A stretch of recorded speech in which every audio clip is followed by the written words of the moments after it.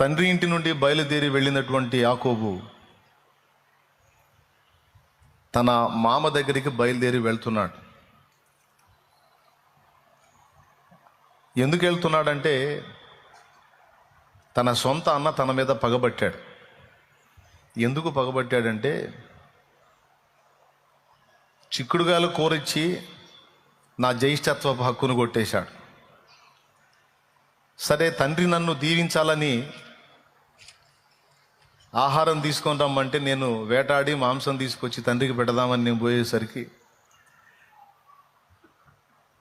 వచ్చి నా దీవెనను కూడా కొట్టేశాడు.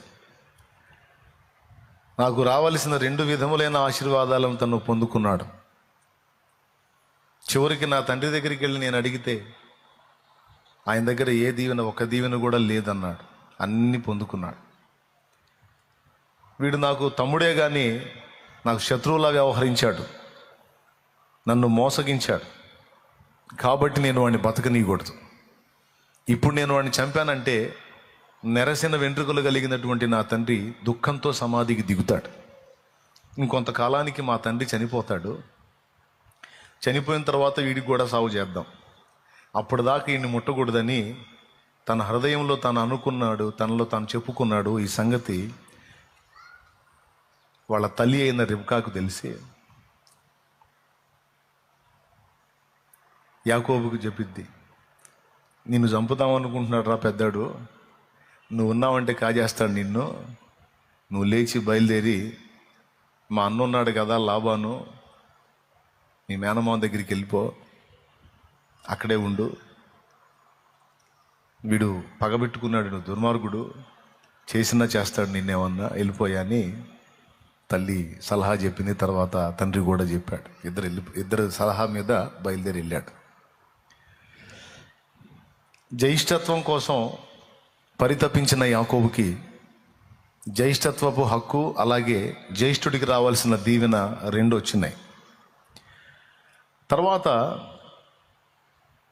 ఆయన బయలుదేరి వెళ్తూ హారాను వైపు వెళ్తా ఉన్నాడు. పొద్దుపోయింది. ఆ మార్గ మధ్యంలో ఒక దగ్గర, అంటే బేతేలు అనే ప్రాంతం ఉంది కదా, ఆ బేతేలు అనే ప్రాంతం, ఆ పేరు ఆయనే పెట్టింది, యాకోబే.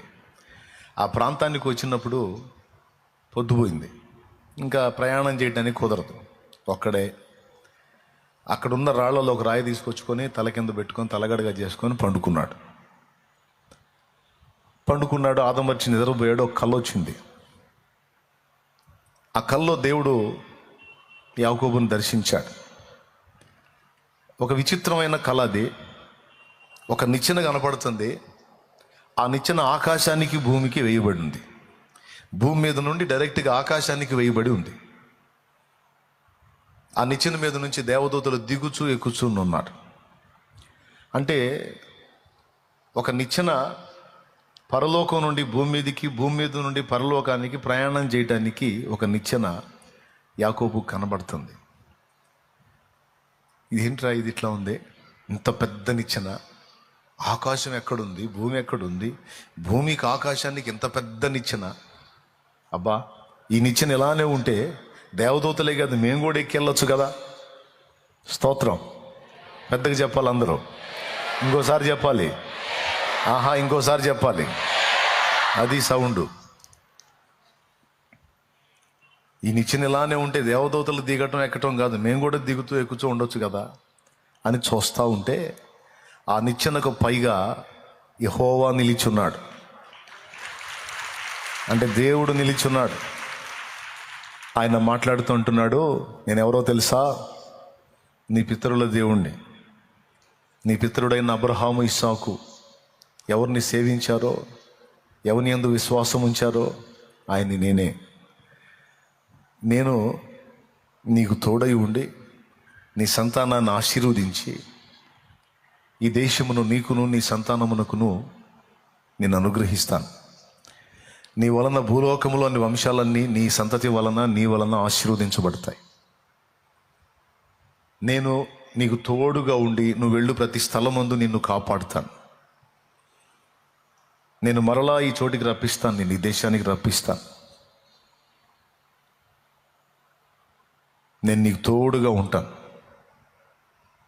నీ సంతానాన్ని దీవిస్తాను, నిన్ను దీవిస్తాను, నేను నీతో చెప్పిన ఈ మాట నెరవేర్చే వరకు నేను నిన్ను విడువను అని చెప్పాడు ఆయన.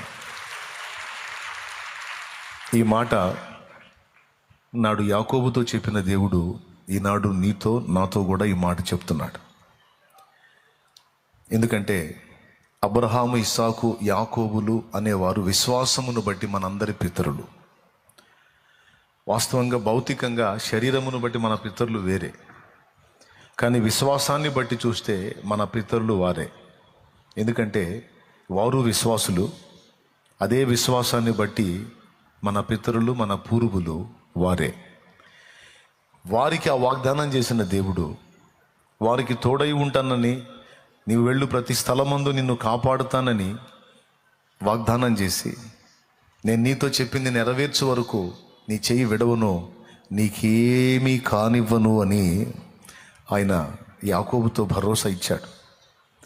ఈరోజు ఇక్కడ కూర్చున్నటువంటి మనందరము రకరకాల పరిస్థితుల్లో, రకరకాల ఇబ్బందుల్లో, రకరకాల శోధనల్లో ఉండవచ్చు. కానీ ఈరోజు మనందరికీ కూడా దేవుడు ఒక వాగ్దాన రూపకమైన సందేశాన్ని ఇస్తున్నాడు. అదేమిటంటే, నేను నీకు తోడుగా ఉంటాను, నేను నీకు తోడుగా ఉంటాను. నీ సంచారాల్లో, నీ జీవన ప్రయాణంలో నేను నీతో ఉంటాను. నేను నిన్ను ఆశీర్వదిస్తాను, నీకు పుట్టిన వారిని ఆశీర్వదిస్తాను. నేను నీకు స్వతంత్రింపజేయాలనుకున్నవన్నీ స్వతంత్రింపజేస్తాను. ఎందుకంటే విశ్వాసమును బట్టి నీవు నా సంతానం, నీవు నా సంతానం. కాబట్టి నేను నీతో చెప్తున్నటువంటి ఈ వాగ్దానం ఏదైతే ఉందో, ఈ ప్రామిస్ ఏదైతే ఉందో, అది నెరవేర్చే వరకు నేను నిన్ను విడవను. ఈ మాటలన్నీ మనకు కూడా వర్తిస్తాయి. ఎందుకంటే వాగ్దానం నాటి భక్తులకే కాదు, నేటి భక్తులకు కూడా. కాబట్టే అది గ్రంథ రూపంలో నీకు నాకు అందించాడు. ఇక్కడ నాకు అర్థమైనటువంటి ఒక విషయం ఏంటంటే, భక్తుడు యోగ్య ప్రవర్తన కలిగిన వాడా, సత్ప్రవర్తన కలిగిన వాడా, పరిశుద్ధుడా, నీతిమంతుడా, అసలు ఎలాంటి వాడు, ఇతని క్వాలిటీస్ ఏంటి, ఇతని నీతి, యథార్థత, భక్తి, మంచితనం ఏంటి అనే ఈ దేవుడు యాకోబులో అవన్నీ చూసి ఈ వాగ్దానం చేశాడా, వాటిని లక్ష్య పెట్టకుండా వాగ్దానం చేశాడా? మీరేం చెప్తారో చెప్పండి. యాకోబులో అన్ని గుడ్ క్వాలిటీస్ చూసి, యాకోబులో దేవుడు పరిపూర్ణత చూసి ఈ వాగ్దానం చేశాడా, లేకపోతే దేన్ని బట్టి చేశాడు? ఈజీగానే తెలిసిపోద్ది మీకు. వీటిని బట్టి యాకోబుకు దేవుడు వాగ్దానం చేయలే. ఎందుకంటే యాకోబు అప్పటికి ఇంకా సరిచేయబడలా. యాకోబు ఇంకా లోపాల పుట్టగానే ఉన్నాడు. యాకోబులో ఇంకా వంకరలు ఉన్నాయి. యాకోబులో తొందరపాట్లు ఉన్నాయి, తొందరపాటు నిర్ణయాలు ఉన్నాయి, దేవునితో బేరసారాలు ఉన్నాయి. ఇవన్నీ చెప్పిన తర్వాత దేవునితో బేరం ఆడతాడు యాకోబు. నువ్వు చెప్పినట్లు నిజంగా నువ్వు నాకు తోడై ఉంటే, ఇదిగో ఒప్పందం, నువ్వు నాకు దేవుడు అయి ఉంటావు, నేను నీకు భక్తి చేస్తా. నువ్వు చెప్పినట్లు నిజంగా ఇవన్నీ నాకు నెరవేరిస్తే నా రాబడిలో నుండి నీకు 10వ భాగం ఇస్తా, ఓ పండుగ చేసుకోపో. దేవుడితో అంటే పండుగ చేసుకో అనలేదు, కానీ ఆ మాట అన్నంత.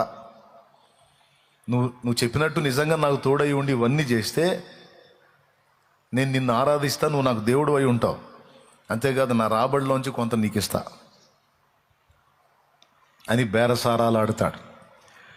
అంటే దేవుడు ఏందో పూర్తిగా యాకోబుకు అర్థం కాల.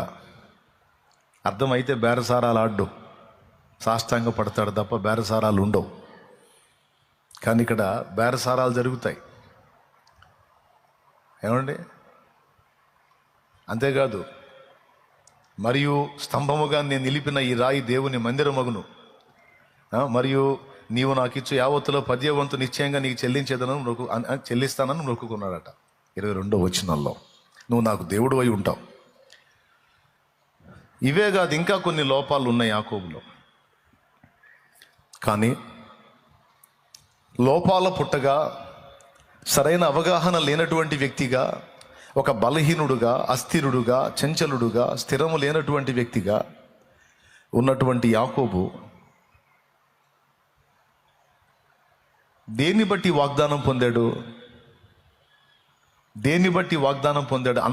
అలాంటి ఘటంగా ఉన్న యాకోబుకి ఇంత పెద్ద వాగ్దానం ఎందుకు ఇచ్చాడు దేవుడు? ఒక్కసారి మీరు చెప్పాలి. మీరు ఒప్పుకుంటారా యాకోబులో ఏ లోపాలు లేవని? లేదు, యాకోబులో లోపాలు ఉన్నాయి అని మీరు ఎంతమంది ఒప్పుకుంటారు? ఒకసారి చేతులు ఎత్తండి. ఉన్నాయి, ఓకేనా? రైట్, చేతులు ఎత్తారు. కొంతమంది చేతులు ఎత్తలా, అంటే చేతులు ఎత్తితే ఏం తిప్పలో అని. కానీ లోపాలు అయితే ఉన్నాయి. అయినా సరే దేవుడు పెద్ద వాగ్దానం ఇచ్చాడు, ఒక దర్శనం ఇచ్చాడు. అది కూడా ఎంత గొప్ప దర్శనం అంటే విశిష్టమైన దర్శనం. అది ఇచ్చాడు యాకోబుకి. ఆ దర్శనంలో దేవుడే కనపడ్డాడు, మళ్ళీ యెహోవాయే కనపడ్డాడు అనుంది. యెహోవా ఆ నిచ్చెనకు పైగా నిలిచి అనుంది. ఆయన్ని ప్రత్యక్షమై ఆయనే దర్శనమిచ్చి, ఎంత పెద్ద వాగ్దానం అంటే, ఈ దేశమును నీకును నీ సంతానమునకును నేను అనుగ్రహిస్తాను, నేను ఫలానా వాణ్ణి, నేను ఫలానా నీ పితరుల దేవుణ్ణి అని తను గూర్చి తాను చెప్పుకున్నాడు. యాకోబుకి ఏం చేస్తానన్నాడు? నేను నీకు తోడై ఉంటాను, నువ్వు వెళ్ళు, ప్రతి స్థలం మందు నిన్ను కాపాడుతానన్నాడు. నేను మళ్ళా ఈ దేశానికి రప్పిస్తానన్నాడు. నేను చెప్పింది నెరవేర్చే వరకు నేను నిన్ను వదిలిపెట్టను అన్నాడు. ఇది మనం ఆలోచించినప్పుడు ఒకే ఒక్క కారణాన్ని బట్టి దేవుడు యాకోబుకి, అపరిపూర్ణుడుగా ఉన్న యాకోబుకి ఇంత పెద్ద వాగ్దానం ఇచ్చాడు. ఏమిటి ఒకే ఒక కారణం అంటే, యాకోబు జ్యేష్ఠత్వాన్ని ప్రేమించటం. యాకోబు జ్యేష్ఠత్వాన్ని ప్రేమించటం. జ్యేష్ఠత్వాన్ని ప్రేమించటమా? జ్యేష్ఠత్వాన్ని ప్రేమించటం అంటే ఏమిటి? అంటే పెద్ద కుమారుడుగా తను పుట్టల. ముందు ఏశావు పుట్టాడు, తర్వాత యాకోబు పుట్టాడు. వాస్తవంగా పెద్ద కుమారుడిని, ముందు పుట్టినోడిని జ్యేష్ఠుడు అంటారు, తర్వాత పుట్టినోడిని చివరోడిని కనిష్ఠుడు అంటారు. నేను జ్యేష్ఠుడు అవుదాం అనుకుంటే కనిష్ఠుడిని అయ్యాను. అదే జ్యేష్ఠుడినై ఉంటే ఆ జ్యేష్ఠత్వపు ఆశీర్వాదాలన్నీ నాకు వచ్చాయి. జ్యేష్ఠులకు నా దేవుడిచ్చే దీవెనలన్నీ నాకు సంప్రాప్తమయ్యాయి. ఈ దరిద్రుడు ముందు పుట్టాడు, నా కర్మగాలి వెనక పుట్టాను. ఈ దరిద్రుడు వెనకబుట్టి నేను ముందు పుట్టినట్టయితే ఆ దీవెనలన్నీ నాకు వచ్చాయి కదా అని ఒకటే దిగులు చిన్నప్పటి నుంచి. అరే ముందు పుడితేనేమి, వెనక పుడితేనేమి, ముందు జన్మిస్తేనేమి, వెనక జన్మిస్తేనేమి, ఆ పెద్దోడై పుట్టినంత మాత్రాన ఏం ఒరిగిద్ది అని అనుకోలా. దేవుడు ఉన్నాడని యాకోబుకు తెలుసు. ఆ దేవుడు నిజమైన దేవుడు, తన పితరులు సేవించిన దేవుడు అని యాకోబుకు తెలుసు. ఆయన జ్యేష్ఠులను దీవించే దేవుడు అని తెలుసు. కానీ ఆ ఛాన్స్ మిస్ చేసుకున్నానే నేనని దిగులు. కడుపులో పిండంగా ఉన్నప్పటి నుంచి ఫైటింగే, పుట్టేటప్పుడు ఫైటింగే. అదంతా రాసుంటుంది గ్రంథంలో. రెబెకా కడుపులో పెనుగులాట జరిగింది అని ఉంది. పుట్టేటప్పుడు కూడా ఏశావు మడిమను పట్టుకొని వచ్చాడు బయటికి. అంటే ఎట్లనన్నా కానీ వెనక్కి లాగాలని ట్రై చేశాడు, కుదరలా, పుట్టేశాడు. ఏశావు ముందు పుట్టాడు. అంటే జ్యేష్ఠుడికి వచ్చేటువంటి దీవెనలన్నీ శ్రేష్టమైనవి, గొప్పవి, దేవుడిచ్చేవి. అంటే అసలు ఎన్ని వస్తాయో రావో, నిజమో కాదో ఎవరికి తెలుసు. కానీ యాకోబు విశ్వాస నేత్రములు కలిగిన వాడు. అది యాకోబు స్పెషల్. యాకోబు అనేక రకాల వంకర టింకరల్లో ఉండవచ్చు, కానీ యాకోబు విశ్వాసము గలవాడు. అది యాకోబు గొప్పతనం. దేవునికి స్తోత్రం.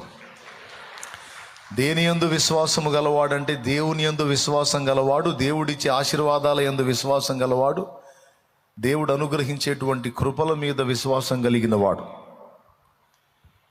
అరే కష్టపడాలి, సంపాదించాలి, తినాలి, తాగాలి, ఎగరాలి అనే టైపు కాదు. భూమి మీద జన్మించిన ప్రతి మానవుడికి అన్నీ అనుగ్రహించి వాటన్నిటినీ పొందేటట్టు అనుభవించేటట్టు చేసి భూమి మీద యాత్రను ఆశీర్వాదకరంగా మార్చేది దేవుడు. యెహోవా ఆశీర్వాదం ఐశ్వర్యం ఇచ్చును, నరుల కష్టము చేత ఆ ఆశీర్వాదం ఎక్కువ కాదు అనే విషయాలు ఎరిగినవాడు యాకోబు.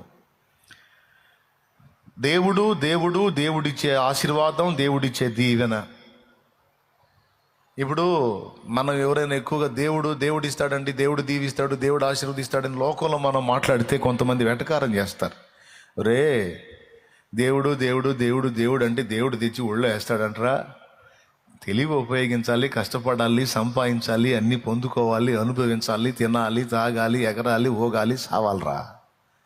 దేవుడు దేవుడు దేవుడు దేవుడు దేవుడు అంటే దేవుడు అన్నీ ఇస్తాడంటరా. ఎవడురాను విర్రోడివి అని మనల్ని వెటకారం చేస్తారు. కానీ యాకోబు అట్లా మనుషుల ఆలోచనలు లక్ష్య పెట్టేవాడు కాదు. దేవుని యందలి విశ్వాసము కలిగినవాడు. తన ఆత్మీయ జీవితంలో కొన్ని లోపాలు ఉంటే ఉండొచ్చు, కానీ దేవుని యందలి స్థిర విశ్వాసం కలిగిన వాడు అనేది ఒక్కటి మేజర్గా తీసుకున్నాడు దేవుడు. 2, 1 దేవుని యందు విశ్వాసం ఉంచాడు, 2 జ్యేష్ఠత్వపు ఆశీర్వాదాన్ని ప్రేమించాడు. జ్యేష్ఠత్వాన్ని ప్రేమించటం అంటే మీకు తెలుసా, దేవుడు అనుగ్రహించేటువంటి యేసును ప్రేమించటమే. అప్పుడు యేసు అను నామం వెల్లడి చేయబడలేదు. యాకోబు జ్యేష్ఠత్వ హక్కుని ప్రేమించాడు అంటే యేసయ్యను ప్రేమించాడు అనే చెప్పొచ్చు. ఎందుకంటే పరిశుద్ధుల సంఘానికి ఒక పేరుంది, జ్యేష్ఠుల సంఘము అని హెబ్రీ పత్రికలో ఉంటుంది. అలాగే యేసు ప్రభువుకి జ్యేష్ఠుడు అనే పేరుంది. రోమా పత్రిక 8:29 తన కుమారుడు, బైబిల్ ఉంటే తీసి చూడండి, రోమా పత్రిక 8:29 తన కుమారుడు అనేక సహోదరులలో జ్యేష్ఠుడగునట్లు, అది అనేక సహోదరులలో జ్యేష్ఠుడగునట్లు దేవుడెవరిని ముందు ఎరిగెనో, దేవుడెవరిని ముందుగా ఎరిగెనో వారు తన కుమారునితో సారూప్యము గలవారగుటకు వారిని ముందుగా నిర్ణయించెను. రైట్. తన కుమారుడు అనేక సహోదరులలో జ్యేష్ఠుడగునట్లు. ఎవరండి మనందరి జ్యేష్ఠుడు ఎవరు? మనందరి జ్యేష్ఠుడు ఎవరు? చూడు, హెబ్రీ పత్రిక 12వ అధ్యాయము 22వ వచనం చూడు. ఇప్పుడైతే సియోనును కొండకును జీవము గల దేవుని పట్టణమునకు అనగా పరలోకపు యెరూషలేమునకును వేవేల కొలది దేవదూతల యొద్దకును పరలోకమందు వ్రాయబడి ఉన్న జ్యేష్ఠుల సంఘమునకును వారి మహోత్సవమునకును అందరి న్యాయాధిపతి అయిన దేవుని యొద్దకును సంపూర్ణ సిద్ధి పొందిన నీతిమంతుల ఆత్మల యొద్దకును క్రొత్త నిబంధనకు మధ్యవర్తి అయిన యేసునొద్దకును హేబేలు కంటే మరి శ్రేష్టముగా పలుకు ప్రోక్షణ రక్తమునకును మీరు వచ్చి ఉన్నారు. దేవునికి స్తోత్రం కలుగును గాక. హల్లెలూయా. అక్కడ జ్యేష్ఠుల సంఘము అన్నాడు. జ్యేష్ఠుల సంఘం అంటే మనమే. మనందరికీ జ్యేష్ఠుడు యేసయ్య. ఆ యేసు రక్తం చేత విమోచింపబడిన మనమందరం కూడా జ్యేష్ఠుల సంఘం. పరిశుద్ధాత్మా ఫలమును పొంది పరిపూర్ణమైన జ్యేష్ఠుల సంఘమై, పరిశుద్ధాత్మా ఫలములు పొంది పరిపూర్ణమైన జ్యేష్ఠుల సంఘమై, సియోను రాజా నీ ముఖము చూడ ఆశతో నేను వేచియున్నాను. సియోను రాజా నీ ముఖము చూడ ఆశతో నేను వేచియున్నాను. మహిమ స్వరూపుడా మృత్యుంజయుడా మరణపు ముల్లును విరచినవాడా, నీకే స్తోత్రములు నా యేసయ్యా, నీకే స్తోత్రములు, నీకే నా యేసయ్యా, నీకే స్తోత్రములు. హల్లెలూయా. జ్యేష్ఠుల సంఘము అంటే మనమే. మనందరి జ్యేష్ఠుడు యేసయ్య. ఏశావు చేసిన గొప్ప పాపం బుద్ధిహీనమైందో తెలుసా? బుద్ధిహీనమైన పని దేవుడు ఆశీర్వదించి అనుగ్రహించిన జ్యేష్ఠత్వమును తృణీకరించుట. ముందు పుట్టేవాడికి వచ్చే దీవెనలు ఆయన ఇచ్చాను, సత్యాను ఎవడికి కావాలా? ముందు ఆకలి అవుతుంది, ఆ చిక్కుడుగాయలు కూర ఇరా అన్నాడు. చిక్కుడుగాయలు కూర నేను కష్టపడి వండుకున్నాను ఇప్పటిదాకా, అది ఇవ్వాలంటే మరి నువ్వు ఒక ప్రమాణం చేస్తే ఇస్తా. ఆకలి అవుతుందిరా తమ్ముడా, చచ్చిపోయేటట్టున్నాను, ఇవ్వరా? ప్రమాణం చేయి, ఇస్తా. అయ్యేందో చెప్పు. నీ జ్యేష్ఠత్వపు హక్కు నాకు అమ్ము, అప్పుడు ఈ చిక్కుడుగాయలు కూర ఇస్తా. సరే పో, అమ్మేసాపో, కూర ఇవ్వు. ఆకలి అవుతుంది, ఇవ్వరా? అట్లాగా ప్రమాణం చేయి. నా పితరుల దేవుడైన నా ప్రభు సాక్షిగా, ఇదిగో ముందు పుట్టిన నేను జ్యేష్ఠుణ్ణి, నా జ్యేష్ఠత్వపు హక్కుని ఇదిగో ఈ కూర కొరకు నా తమ్ముడైన యాకోబుకు దీన్ని నేను అమ్ముచున్నాను అని ప్రమాణం చేయి అని. ఆ జ్యేష్ఠత్వపు హక్కుని పొందుకోవటానికి తన ఆహారాన్ని వదులుకున్నాడు యాకోబు. ఒక్క పూట కూటి కొరకు, ఒక్క పూట ఆహారం కొరకు దేవుడు అనుగ్రహించినటువంటి ఆ గొప్ప దీవెనని తృణప్రాయముగా తృణీకరించాడు ఏశావు. అందును గూర్చి లేఖనం ఏముందో తెలుసా? అది హెబ్రీ పత్రిక 12లో, హెబ్రీ పత్రిక 12లో ఒక్క పూట కూటి కొరకు తన జ్యేష్ఠత్వపు హక్కును అమ్మేసుకున్న ఏశావు వంటి భ్రష్టుడైనా వ్యభిచారి అయినా. ఏమంటే జ్యేష్ఠత్వపు హక్కునే అమ్ముకుంటే భ్రష్టుడు ఎందుకు అయ్యాడు? వ్యభిచారి ఎందుకు అయ్యాడు?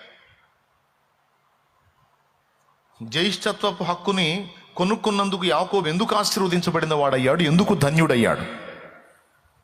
జ్యేష్ఠత్వపు హక్కును అమ్మేస్తే ఏశావు భ్రష్టుడా? జ్యేష్ఠత్వపు హక్కును అమ్మేస్తే ఏశావు వ్యభిచారా? అసలు ఏంటి అంత పాపం ఏంటది అంటే అక్కడే ఉంది రహస్యం. జ్యేష్ఠత్వపు హక్కు యేసుకు సూచనగా ఉన్నది. జ్యేష్ఠత్వపు హక్కుని తృణీకరించటం యేసును తృణీకరించడంతో సమానం. ఈరోజు కొంతమంది క్రీస్తునందు విశ్వాసంలోకి వచ్చారు, మారు మనసు పొంది బాప్తిస్మం పొంది వారం వారం దేవుని సన్నిధికి వచ్చి దేవుణ్ణి సేవిస్తూ ఉన్న కొంతమంది కులస్తులు ఒప్పుకోలేదని మళ్ళా లోకంలోకి పోయారు. వాళ్ళ కులపోళ్ళు ఊరుకోవట్లేదంట చర్చికి వస్తుంటే.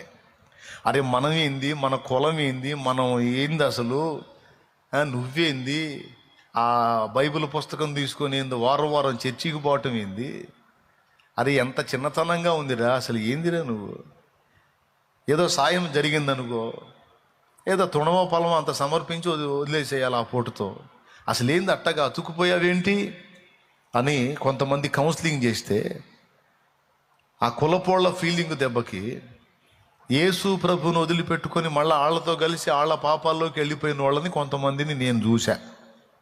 ఏంటి ఒకటి, కొంతమంది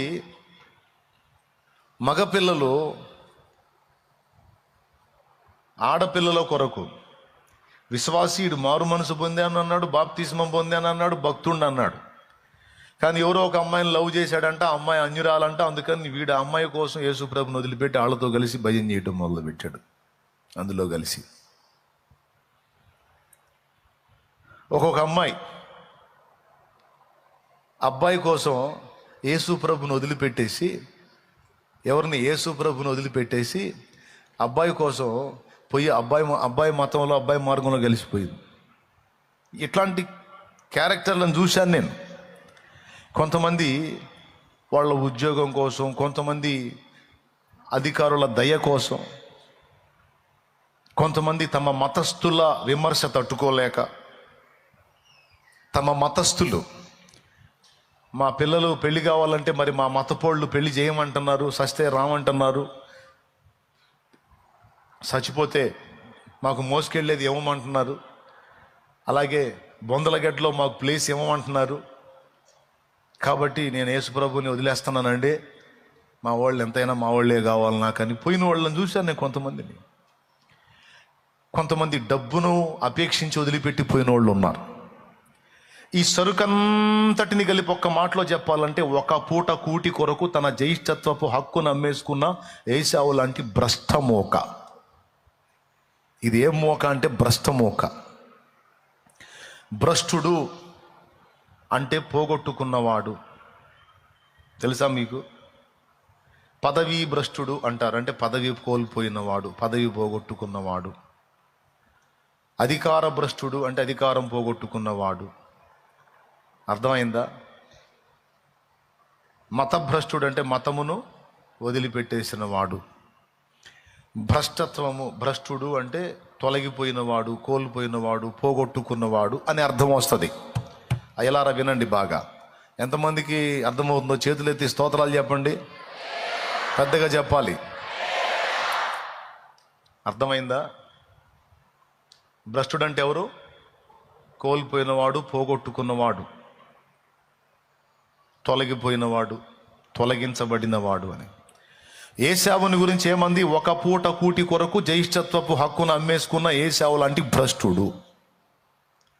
ఆ ఒక్క మాటతో వదిలిపెట్టల, మళ్ళీ రెండో మాట వాడాడు, వ్యభిచారి అని. ఎందుకు వ్యభిచారి అనే పదం వాడాడంటే, జీవము గల దేవుణ్ణి విడిచిపెట్టి అన్యమైన వాటి వైపు వెళుతున్న వాళ్ళల్లో కూడా ఆ లిస్టులో చేర్చబడ్డట్టు గ్రంథం సాక్ష్యం ఇస్తుంది. ఇశ్రాయేలు యెహోవాను సేవించాలి, కానీ యెహోవాను సేవించకుండా వాళ్ళు వేరే వాటిని సేవించినందుకు వారు నన్ను విసర్జించి బయలు దేవతతో వ్యభిచరించుచున్నారు అని రాయించాడు గ్రంథంలో. అర్థమైందా? నన్ను విసర్జించి బయలు దేవతతో వ్యభిచరించిది. చూస్తారా? హోషేయ గ్రంథం ఒకసారి తీయండి.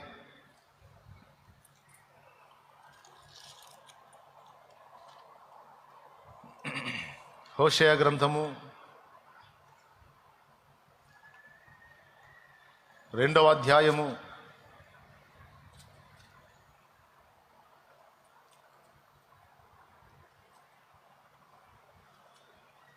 13వ వచనం చదవండి.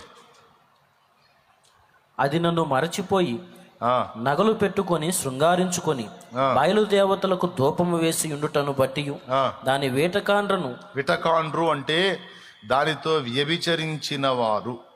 విటకాండ్రు అంటే వ్యభిచరించిన వారు.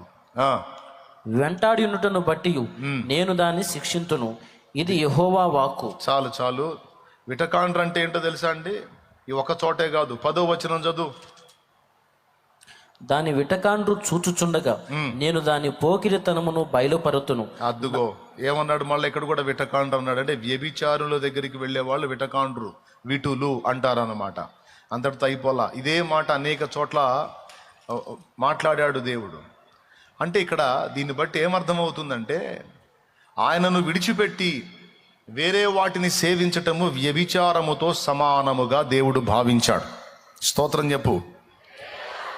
ఏశావు క్లైమాక్స్ మీరు చూడండి. ఏశావు క్లైమాక్స్ మీరు చూడండి. ఏశావు అన్నా ఏదోమన్నా ఒకడే. ఏదోమీయులు అన్యులా, దేవుని ప్రజల?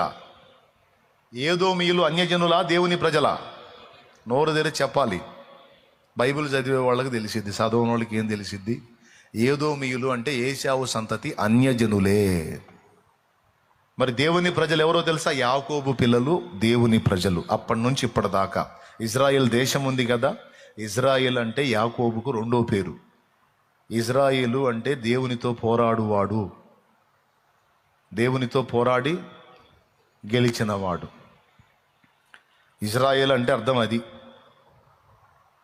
అప్పటి నుంచి ఇప్పటిదాకా అది ప్రపంచంలోని అన్ని దేశాల దృష్టిని ఆకర్షించే దేశంగా ఉంది ఇజ్రాయెల్. ప్రపంచ దేశాలనే దాని గురించి మాట్లాడుకునే స్థితి నాటి నుంచి నేటి వరకు అది అంతే ఉంది. కారణం, యాకోబుకు నా దేవుడిచ్చిన ఆశీర్వాదం. నేటి ఇజ్రాయెల్ పరిస్థితిని మీరు చూసి కూడా అంచనా వేయొచ్చు నిజంగా దేవుడు యాకోబుకి ఎంత తోడై ఉన్నాడు. ఏశావు సంతతి భ్రష్టులు, ఏదోమీయులు, వాళ్ళు ఇశ్రాయేలుకు శత్రువులు అయ్యారు. అంటే ఇప్పుడు ఏశావు ఏమైపోయాడు? భ్రష్టుడైపోయాడు, వ్యభిచారి అయిపోయాడు. అంటే అన్య దేవతలను ఆరాధించేవాడైపోయాడు. కాబట్టి ఇప్పుడు నేను ఈ విషయాన్ని ఎందుకు మీకు ప్రస్తావించానంటే, జ్యేష్ఠత్వం అనే దాన్ని తృణీకరించటం, సాక్షాత్తు యేసును తృణీకరించటం అంత పాపంతో ఎంచాడు దేవుడు. జ్యేష్ఠత్వాన్ని తృణీకరించి అతడు భ్రష్టుడైపోయాడు. యేసుని తృణీకరించి ఈరోజు చాలామంది విశ్వాస భ్రష్టులు అవుతున్నారు. అర్థమైందా? దేన్ని బట్టో తెలుసా? దయ్యముల బోధను బట్టి, కొంతమంది మాట్లాడేటువంటి మాటల్ని బట్టి, కొంతమంది చేసేటువంటి వ్యాఖ్యలను బట్టి బలహీనపడి విశ్వాస భ్రష్టులైపోతున్నారు. నేను చెప్తున్నా, మన జయిష్ఠుడైన యేసును ఒక్కడిని కలిగి ఉండి లోకమంతా కోల్పోయినా మనకు నష్టం లేదు. ఎందుకంటే ఆయనకి ఇష్టమైతే మనం కోల్పోయిన దానికి 10ంతలుగా తెచ్చి మళ్ళీ మన కాళ్ళ దగ్గర పడేసే దమ్ము యేసయ్యకుంది. కొడితే గట్టిగా. యేసయ్య ఒక్కడిని పట్టుకొని, యేసయ్య నిమిత్తము మనం సమస్తాన్ని కోల్పోయినా సరే దానికి మళ్ళా 10ంతలుగా తెచ్చి మనకి ఇవ్వగల దమ్ము యేసయ్యకు ఉంది. అయితే తుచ్చమైన అధమ లోకం కోసం మనం యేసయ్యను కానీ పోగొట్టుకుంటే, యేసయ్యను కానీ వదిలేస్తే మనకన్నా దరిద్రుడు ఇంకొకడు లేడు, మనకన్నా భ్రష్టుడు ఇంకొకడు లేడు. సాతాను ఆశ పెడతాడు, యేసును వదిలేసేయి అన్నీ వస్తాయి నీకని. అన్నీ వస్తాయి, నీకు అన్నీ ఇస్తుందా, యేసును వదిలేసేయి అంటాడు. వాడి మాట నమ్మి యేసును వదిలిపెడితే నిజంగా ఎండమావి కనపడ్డట్టు అన్నీ నీ కళ్ళ ముందే ఉంటాయి, అన్నీ నీకు కనపడతాయి. కానీ చివరికి చూస్తే ఇది లేదు అది లేదు, రెండూ కోల్పోయి ఎటు కానీ ఏకాకి అయిపోతావు. ఎందుకు కానీ భ్రష్టుడు అయిపోతావు, వ్యభిచారి అయిపోతావు అనేది గ్రంథం ఇస్తున్న సాక్ష్యం. వ్యభిచారి అంటే వ్యర్థమైన వాటిని ఆరాధించి నాశనమయ్యే స్థితి. అర్థమైందా? వ్యభిచారం అనగానే మళ్ళీ ఇంకో రూట్కి వెళ్ళకండి, అలా అయిపోయే ప్రమాదం ఉంది. అందుకే నేను మళ్ళీ క్లియర్గా చెప్తున్నాను, నాడు ఏశావు జ్యేష్ఠత్వాన్ని తృణీకరించి భ్రష్టుడయ్యాడు, ఈనాడు యేసును తృణీకరించి భ్రష్టులు అవుతున్నారు. అందుకే నేను బాప్తిసం ఇచ్చేటప్పుడే చెప్తాను, ప్రాణమైన వదులు కానీ ప్రభువుని మాత్రం వదలొద్దు.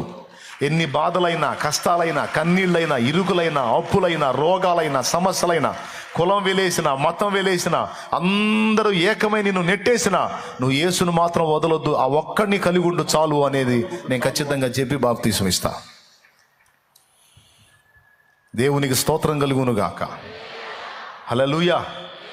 ఎందుకంటే యేసు ఒక్కడు మనకుంటే చాలు, మనకు అన్నీ ఉన్నట్టే.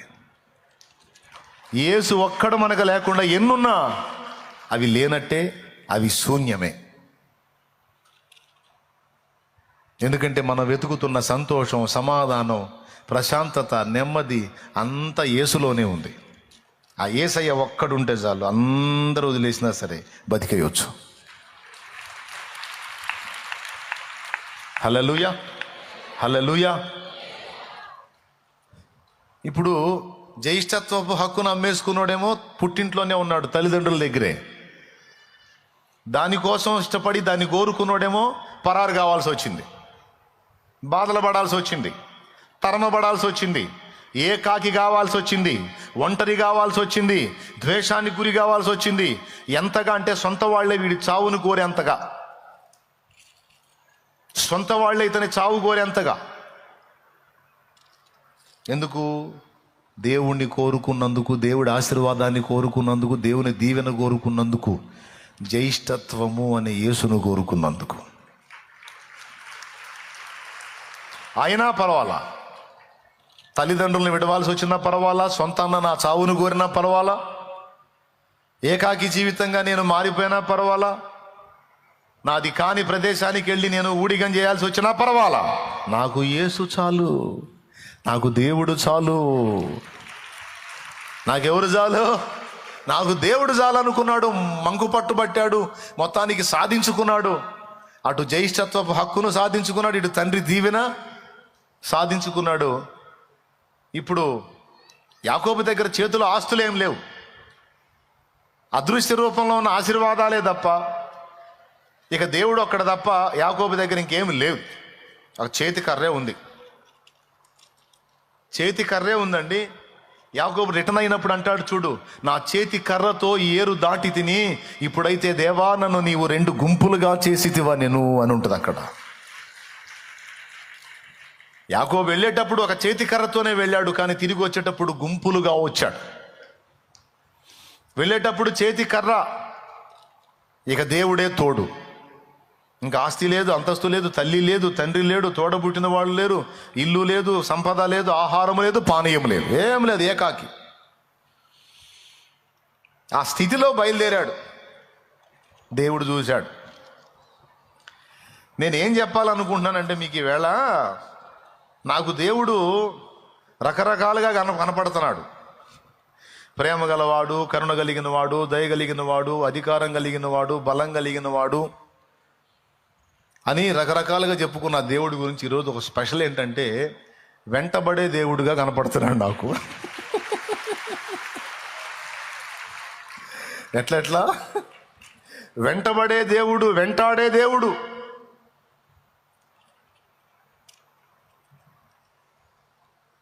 అసలు యాకోబు వెంటబడ్డాడు ఈయన. వాస్తవంగా మనం దేవుని వెంటబడాలి లెక్క.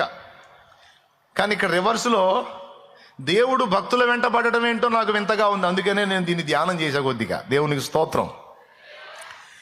దేవుడు భక్తుల వెంటబడతాడా? దేవుడు భక్తుల వెంట నడుస్తాడా అంటే అది 100కి 200% ఉండలే, కానీ 100కు 100% అది నిజం అనేది యాకోబు జీవితంలోనే కాదు, ఇంకా అనేక జీవితాల్లో ప్రస్ఫుటంగా కనబడింది.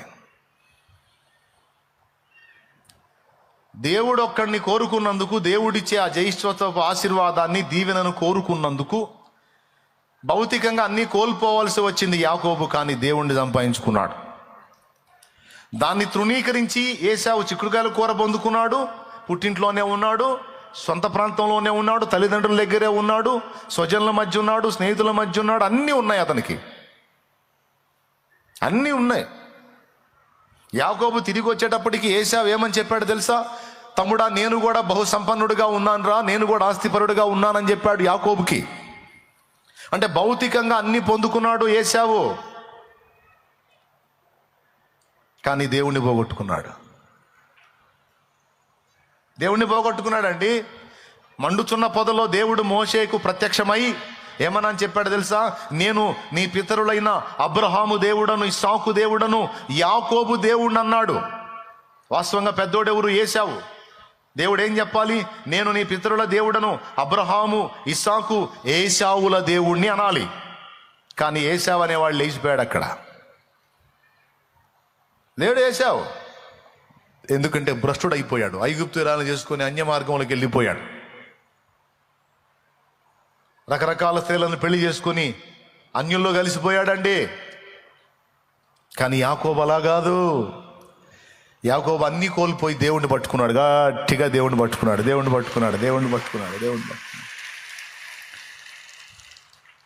దేన్ని బట్టి యాకోబు దేవుణ్ణి? విశ్వాసమును బట్టి పట్టుకున్నాడు. విశ్వాసం అనేది నిరీక్షింపబడు వాటి యొక్క నిజస్వరూపము, అదృశ్యమైనవి ఉన్నవి అనడానికి రుజువు. ఈ విశ్వాసం అనేది మొదట మనలో ఉంటుంది, తర్వాత దాని ఫలితాన్ని చూస్తుంది. ముందే ఫలితం రాదు. ముందు విశ్వాసం హృదయంలో ఏర్పడుతుంది, ఫలితం తర్వాత వస్తుంది. అర్థమైందా? విశ్వాసం ఎప్పుడు ముందు హృదయంలో ఏర్పడుతుంది, తర్వాత దాని రిజల్ట్ మనకు కనపడిద్ది. యాకోబు కూడా అంతే. ఒంటరిగాడుగా, అన్నీ కోల్పోయిన వాడుగా, కేవలం విశ్వాసమే. నా విశ్వాసవోడ యాత్ర కొనసాగుతున్నది, నా విశ్వాసవోడ యాత్ర కొనసాగుతున్నది. కొనసాగిల్చే యేసు నాకు తోడుండగా, తుఫానులైనా పెనుగాలులైనా, తుఫానులైనా పెనుగాలులైనా ఆపలేవు నా యాత్రను అనుకుంటా బయలుదేరాడు చేతి కర్ర పట్టుకొని. ముందు యాకోబు, వెనక దేవుడు. ముందు యాకోబు, వెనక దేవుడు. ఏం జ్యేష్ఠత్వం ఏమోనయ్యా, అన్నీ వదిలిపెట్టి పరారీ కావాల్సి వచ్చింది నాయన. ఏం ఆశీర్వాదమో ఏమో అల్లా. నా దేవుని దీవెన ఒక్కడ దొరికింది నాకు చాలు. దాని రిజల్ట్ నాకు భవిష్యత్తులో అర్థమైంది. నేను దేవుని యందు విశ్వాసం ఉంచి అడిగేశాను చాలు, దాని ఫలితం అనేది భవిష్యత్తులో తప్పకుండా నేను అనుభవిస్తాను అని నమ్ముటయే విశ్వాసము. దాని రిజల్ట్ని చూచుటయే విశ్వాసము. విశ్వాసం గలవానికి అది కనపడిద్ది భవిష్యత్తు. విశ్వాసం లేనోడికి అది కనపడదు, అది అందదు. కమ్మని పాట పాడానండి, చెవులు ఉన్న వాళ్ళందరికీ పాట దక్కిద్దా దక్కదా? స్తోత్రం. వినపడనోడికి నేను ఎంత కమ్మని గీతం పాడినా ఏందంట అంటాడు. పాట పాడుతున్నాడు, పాట పాడుతున్నాడు. ఏంది కొంచెం పెద్దగా చెప్పి తినపడదులే, ఇంకాడ చెప్పేది రా నాయన, గొంతు అంతా ఇంత అరిచి గొంతు పగిలిపెట్టాడు చెబుతుంటే పాట పాడుతున్నాడు. ఏం లేదు చూడు ఏం చెప్తున్నాడు, చెప్పమంటే ఏం చెప్పడింది అంటాడు. నీకు చెప్పేటప్పుడు నేను చచ్చిపోతారా బాబా, నేను చెప్పను, నువ్వు వినట్లా నన్ను కూడా ఇట్లా పక్కన చేరి అంటాడు.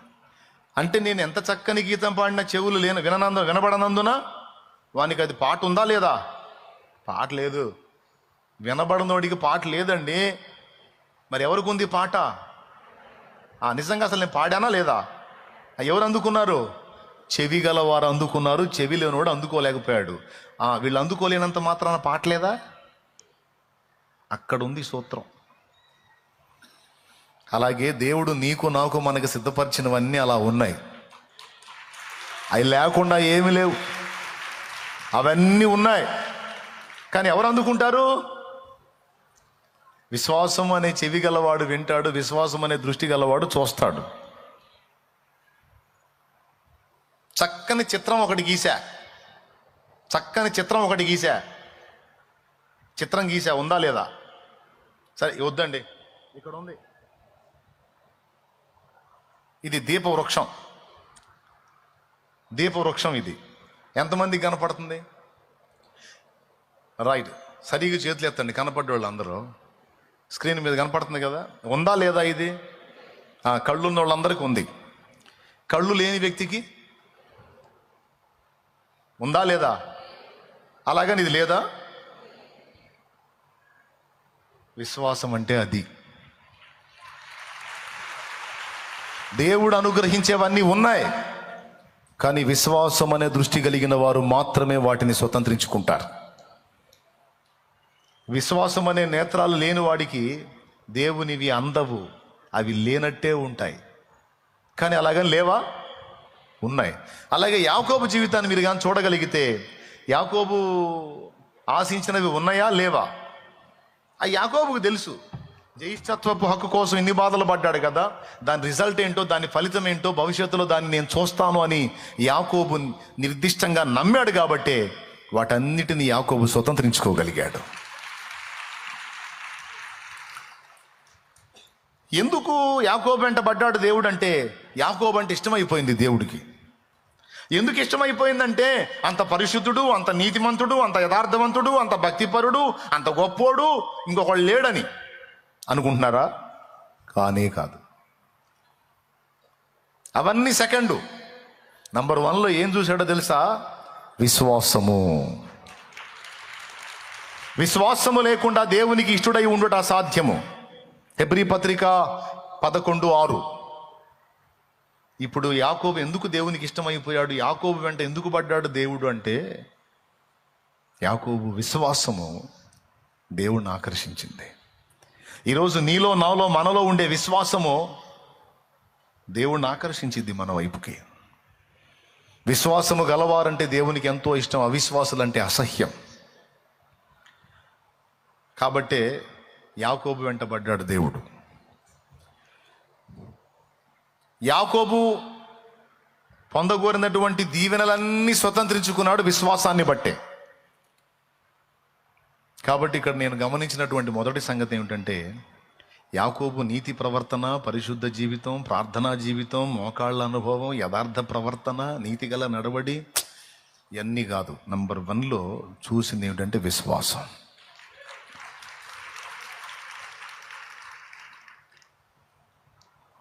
అంటే విశ్వాసం ఒక్కటి ఉంటే చాలా, ఇప్పుడు ఇక ముందు చెప్పినవేమి అక్కర్లేదా అని అడగండి.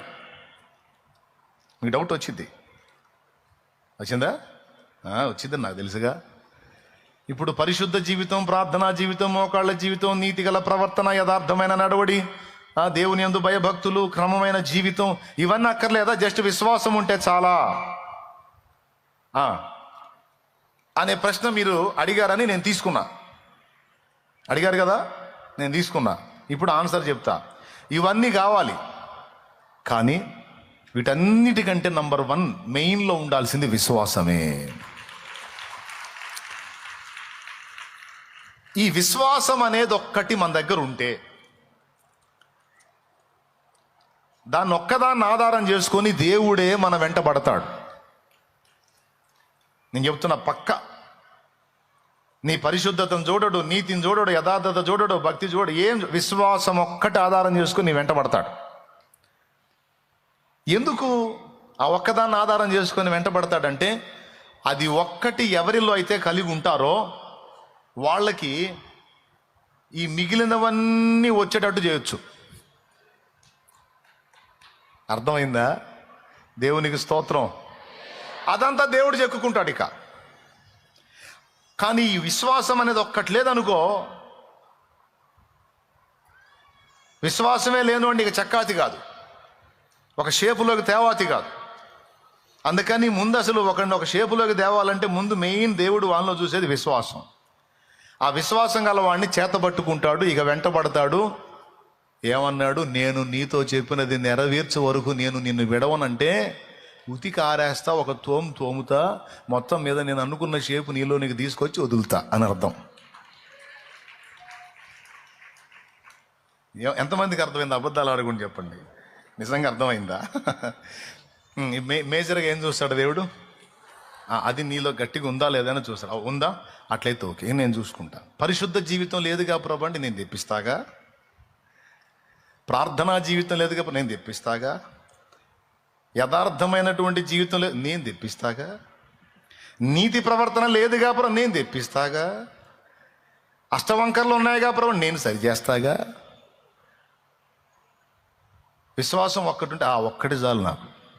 దాన్ని ఆధారం చేసుకొని నీ మీద పని చేయటానికి నాకు అవకాశం ఏర్పడింది.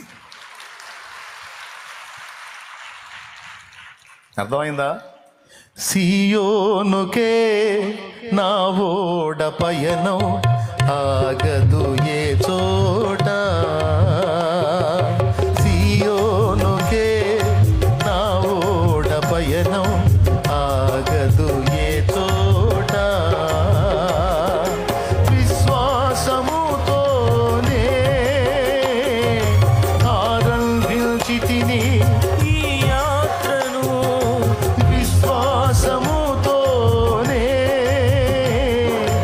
ఆరంభించి తిని ఈ యాత్రను, నే కోరిన కారేవుకే నడిపించును నా యేసయ్యా, నే కోరిన కారేవుకే నడిపించును నా యేసయ్యా, నా విశ్వాస ఓడ యాత్ర కొనసాగుచున్నది, నా విశ్వాస ఓడ యాత్ర కొనసాగుచున్నది. దేవునికి మహిమ. ఏశావును చేతపడదామంటే వాని దగ్గర విశ్వాసం లేదు. దేవుని దీవులను అమ్ముకునే రకం అది. ఒక పూట కూటి కొరకు దేవుని ఆశీర్వాదాలు తాకట్టు పెట్టే రకం అది. అంటే కూడే కావాలి కానీ దేవుడు వద్దు అనే రకం అది. అది విశ్వాసం లేని రకం, భ్రష్ట రకం. అందుకే ఈ రకం పనికిరాదని వదిలేశాడు. యాకోబు దగ్గర విశ్వాసం ఉంది. వంకర్లు ఉన్నాయి, విశ్వాసం ఉంది. అందరు చెప్పండి, వంకర్లు ఉన్నాయి. నీ దగ్గర కూడా. నువ్వు నీ గురించి చెప్పుకో, ఏంది చెప్పయింది చెప్పు. నా దగ్గర కూడా వంకర్లు. అందరూ చెప్పండి గట్టిగా, వంకర్లు ఉన్నాయి, విశ్వాసం ఉంది, వంకర్లు. అబద్ధాలు ఆడుకుని చెప్పండి, ఒప్పుకుంటారా? ఎంతమంది ఒప్పుకుంటారు? వంకర్లు ఉన్నాయి నా దగ్గర అన్నాడు. ఎంతమంది యథార్థవంతులు ఇచ్చాడండి నాకు దేవుడు. దేవునికి మహిమ. యథార్థంగా ఒప్పుకుంటాం, వంకర్లు ఉన్నాయి. రైట్. వంకరలు ఉంటే మొదట వంకర్లు చూడు, విశ్వాసం చూస్తాడు. ఎందుకంటే నీ మీద దేవుడు పని చేయాలంటే ఆయనకు ముందు ఆధారం అయ్యేది విశ్వాసమే. దాన్ని ఒక్కదాన్ని ఆధారం చేసుకొని ఇక నీ వెంటబడతాడు ఆయన. ఇక నీ వెంటబడి నీ మీద పని చేస్తాడు, యాకోబు మీద చేసినట్టు. నాకు అనిపించిద్ది, దేవా విసుగు పుట్టట్లేదా నా మీద నీకు? ఎన్నోసార్లు, ఒకరోజు పొద్దు పొడిచి సాయంత్రం అయిందంటే ఈ మధ్యకాలంలో ఎన్నోసార్లు నీకు దుఃఖం కలిగించే విధంగా మాటలోనో క్రియలోనో ప్రవర్తనలోనో ఎక్కడో చోట ఏదో ఒక విధంగా నిన్ను బాధ పెడతానే ఉంటాను కదా. ఎట్లా వెంటబడతావు నా వెంట, ఎట్లుంటావు నాకు తోడై నువ్వు? నిన్ను దుఃఖ పెడతా ఉంటాను కదా రోజు ఏదో ఒక ఘట్టంలో. నువ్వు అగ్ని అంత పవిత్రుడివి, నేనేమో చెత్త. నువ్వు అగ్ని అంత పవిత్రుడివి, అగ్ని నువ్వు, నేనేమో చెత్త. కలుషాత్ముడను నేను, నువ్వేమో పరిశుద్ధుడివి. అసలు నాతో నీకు సాంగత్యం ఎట్లా తండ్రి? అసలు నన్ను అసహించుకోకుండా ఎలా వెంటాడుతున్నావు నాయన? నాలో నిన్ను ఆకర్షించున్నది ఏది? దేవునికి స్తోత్రం. అంటే విశ్వాసమే. నా యందు నువ్వు కలిగి ఉన్న విశ్వాసమే. దాన్ని ఆధారం చేసుకొని నీ వెంటబడతా ఉంటా. మరి లోపాలో నేను దిద్దుతాగా, పొరపాట్లో నేను సరి చేస్తాగా. అంతగా మొరాయిస్తే మంచానేసైనా సరే నేను మార్చుకుంటాగా. కానీ నాకు విశ్వాసం మెయిన్. అది మంచానగానే గుర్తొచ్చింది కదా. అవసరమైతే నువ్వు మామూలుగా మాటినవంటే ఎక్కిస్తా, బెడ్ ఎక్కించైనా సరే మార్చుకుంటా. అది నా చేత అయింది. అయితే ఇదంతా విశ్వాసం గలవానికి మాత్రమే చేయనగును, కానీ విశ్వాసం లేని వాని ముట్టను నేను. ఈరోజు మన ధన్యత ఏమిటంటే దేవుడు మనల్ని వెంటాడడానికి, వాగ్దానాలు నెరవేర్చే విషయంలో మనకు తోడై ఉండడానికి కారణం ప్రధానం విశ్వాసం.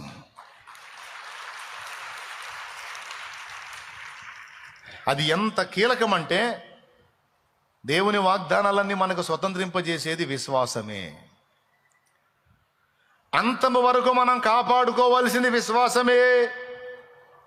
పౌలు అన్నాడు తిమోతికి రాసిన 2 పత్రిక 4:7, మంచి పోరాటము పోరాడి తిని, నా పరుగు గడముట్టించి తిని, నా విశ్వాసము కాపాడుకుంటుని. ఇక మిగిలిన ఏం చెప్పాలా? విశ్వాసాన్ని మాత్రం కాపాడుకున్నానని చెప్పాడు. మంచి పోరాటం పోరాడి తిని, నా పరుగు కడముట్టించి తిని, నా విశ్వాసమును కాపాడుకుంటుని, ఇక మీదట నా కొరకు నీతి కిరీటం ఉంచబడి ఉన్నది. దేన్ని బట్టి నీతి కిరీటం? మంచి పోరాటం పోరాడాడంట, పరుగు గడముట్టించాడంట. ఈ రెండిటితో పాటు విశ్వాసాన్ని అంతం వరకు కాపాడుకున్నాడట. అంతం వరకు విశ్వాసము కాపాడుకున్న వానికి నీతి కిరీటము. కిరీటం కూడా విశ్వాసాన్ని బట్టి. అంతవరకు విశ్వాసాన్ని కాపాడుకోవాలి కిరీటం. అంతేకాదు, యాకోబు రాసిన పత్రిక 1:12 శోధన సహించువాడు ధన్యుడు, అతడు శోధనకు నిలిచిన వాడై ప్రభు తన్ను ప్రేమించు వారికి వాగ్దానం చేసిన జీవ కిరీటము పొందును. శోధన వచ్చినప్పుడు, విశ్వాస పరీక్ష ఎదురైనప్పుడు, విశ్వాసంలో నీవు కానీ స్థిరంగా నిలబడితే కొన్ని ఆటుపోట్లు తగులుతాయండి, కొన్ని ఎదురు దెబ్బలు తగులుతాయి. విశ్వాసానికే పరీక్షలో దాడులు విశ్వాసం మీదే. అపహరణకు గురవ్వాల్సింది కూడా, అపహరణకు గురయ్యే ప్రమాదం ఉంది కూడా విశ్వాసానికే. మన దగ్గర ఉన్న విశ్వాసాన్ని లాగేయాలని శత్రువు ఎప్పుడు వెంటబడతాడు. కానీ మనం ఏంటంటే, అది పరిగెత్తుతారు కదా, ఏదో కాగడ పట్టుకొని పరిగెత్తుతూ ఉంటారే. కబడ్డీ ఆట ఎంతమందికి తెలుసు? ఆట ఆడేటప్పుడు నోట్లో కోత ఉండాలి, అవునా? ఆ చిన్నప్పుడు మేము ఆడేటప్పుడు కబడ్డీ కబడ్డీ కబడ్డీ అని అంటానే ఉండాలి. ఆ పలకటం ఆపాడంటే అవుట్, ఆపకూడదు.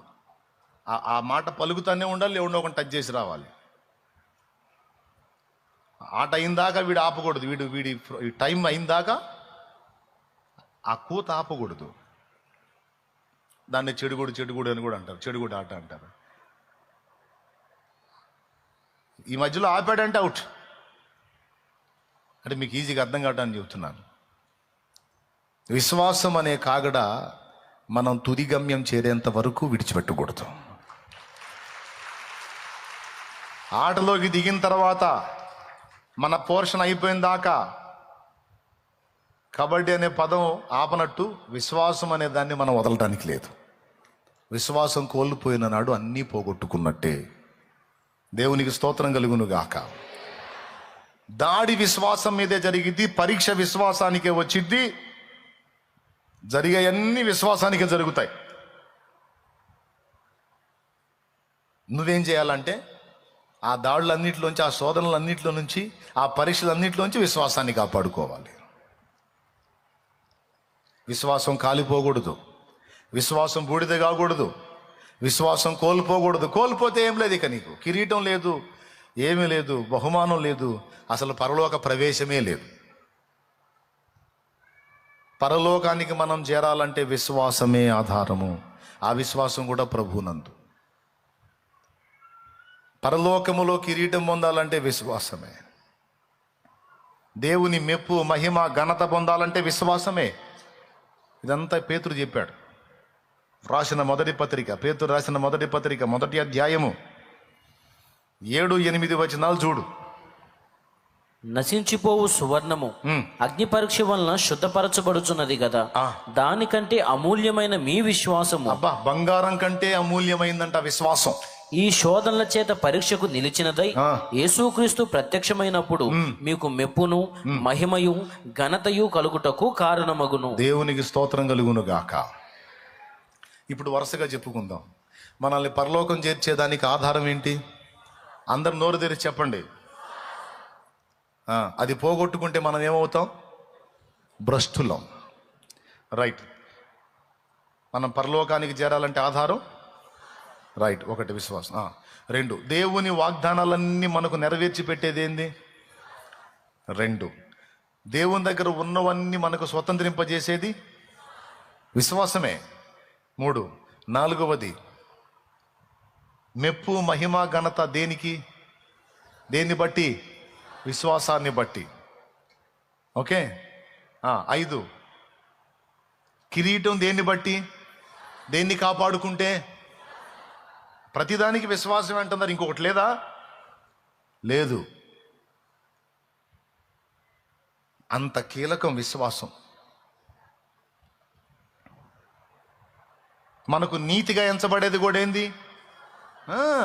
అబ్రహాము దేవుని నమ్మెను, అది అతనికి నీతిగా. అంతే.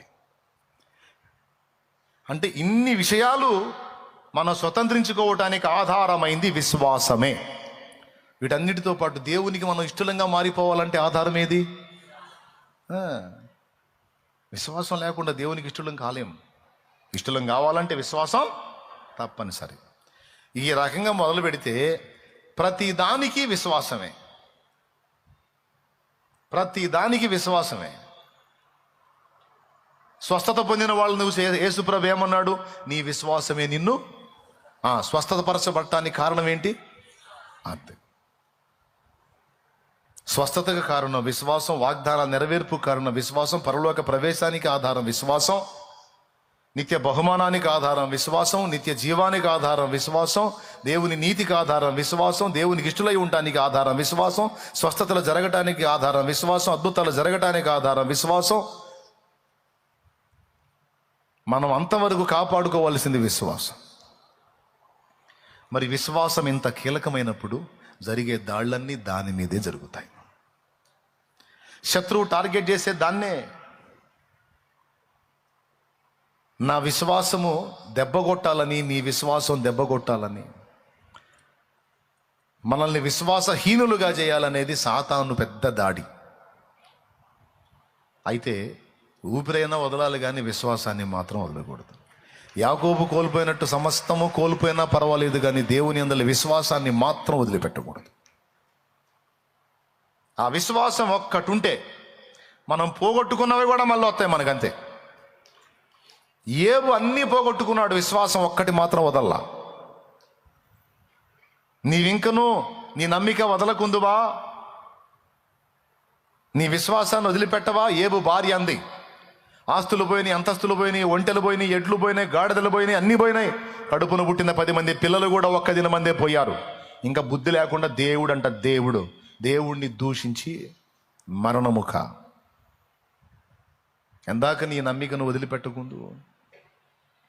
అప్పుడు ఏబన్నాడు, ఇన్ని మంచి సంగతులు దేవుని అనుభవించామే, ఒక కీడు అనుభవింపతగమా? మూర్ఖురాలు మాట్లాడినట్టు మాట్లాడద్దు. ఇచ్చినవాడు ఆయనే, తీసుకున్నవాడు ఆయనే, ఆయనకే స్తోత్రం కలుగును గాక. అరే వదలడే. గుర్తుపెట్టుకో, అన్నీ కోల్పోయినా విశ్వాసం ఒక్కటి ఏబు కలిగి ఉన్నందున సైతాను ఓడిపోయాడు. సైతాను ఓడిపోయాడు. ఛాలెంజ్ ఏంటో తెలుసా? ఏబు విశ్వాసాన్ని డ్యామేజ్ చేస్తానని వాడు, నీ వల్ల కాదురా వెధవా అని దేవుడు. నువ్వు ఏదన్నా డ్యామేజ్ చేసుకో, విశ్వాసం మాత్రం నువ్వు దెబ్బ కొట్టలేవు, నీ వల్ల కాదు. లేదు చూపిస్తా. ఇప్పుడు నమ్మకంగా నీకు భజన చేస్తుండగా ఆ నోటితోనే నిన్ను తిట్టేటట్టు చేస్తా. ఏబు విశ్వాసమును నేను దెబ్బతీస్తా. ఛాలెంజ్. ఓకే, ఛాలెంజ్ పో. పోయాడు. పాప ఏబుకి కష్టాలు పెట్టాడు, అన్ని బాధలు పెట్టాడు. దేవుడు కూడా మౌనంగా ఉన్నాడు. ఏబు నాకు ఆట ఆడుకుంటున్నాడు సైతాను. అప్పజెప్పి ఊరుకున్నాడు దేవుడు. ఎందుకో తెలుసా?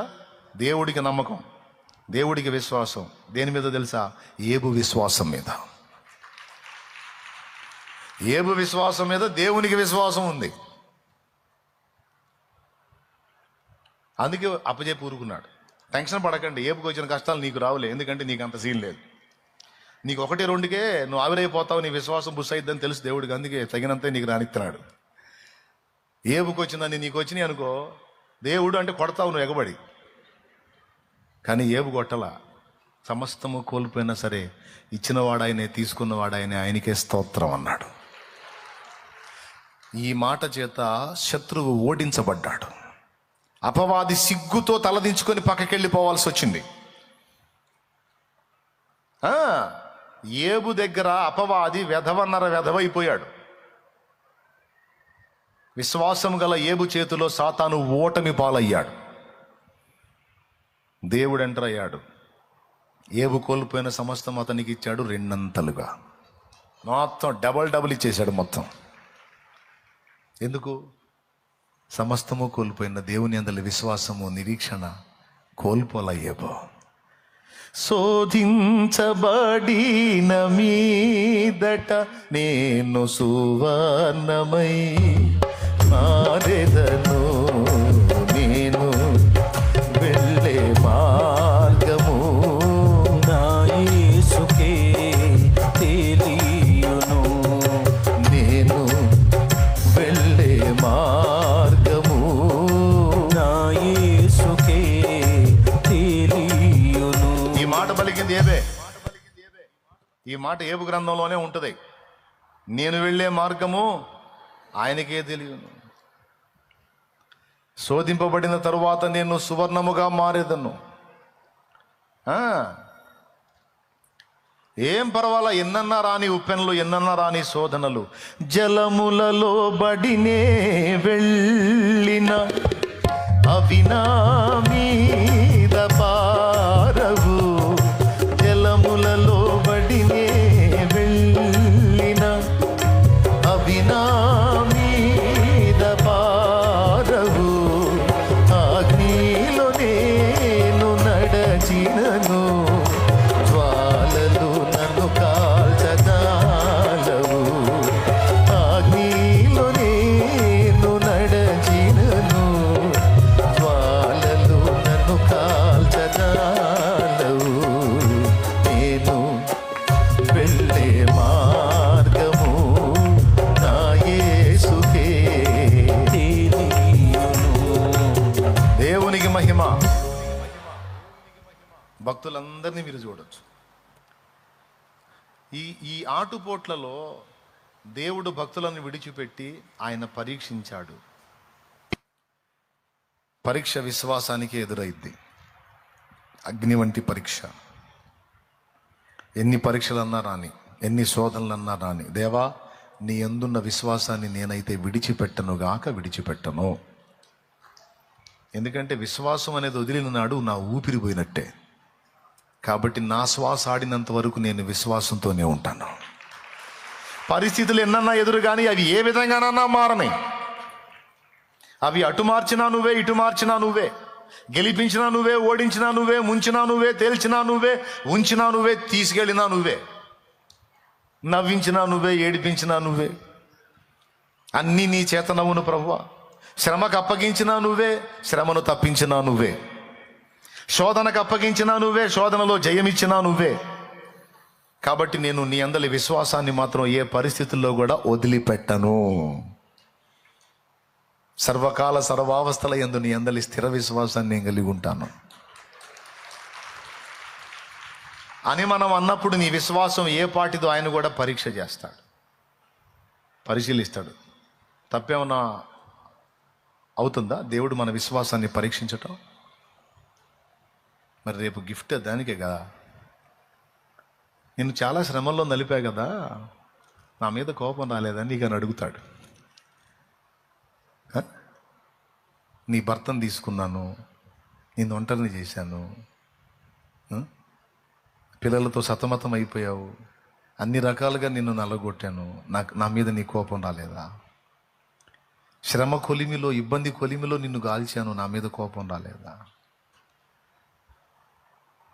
ఇదిగో నిన్ను ఇలా చేశాను, ఈ విధమైన శ్రమకు నిన్ను అప్పగించాను, ఇంత శోధనలు, ఇంత అవమానాలు, ఇన్ని నిందలు మోసేటట్టు నీకు ఆ శ్రమను అనుమతించాను, నా మీద నీకు విసుగు రాలేదా? కోపం రాలేదా? విరక్తి రాలేదా? నువ్వు నన్ను ఎందుకు విడిచిపెట్టిపోలేదు? ఎలా విడిచిపెట్టిపోతాను ప్రభువా?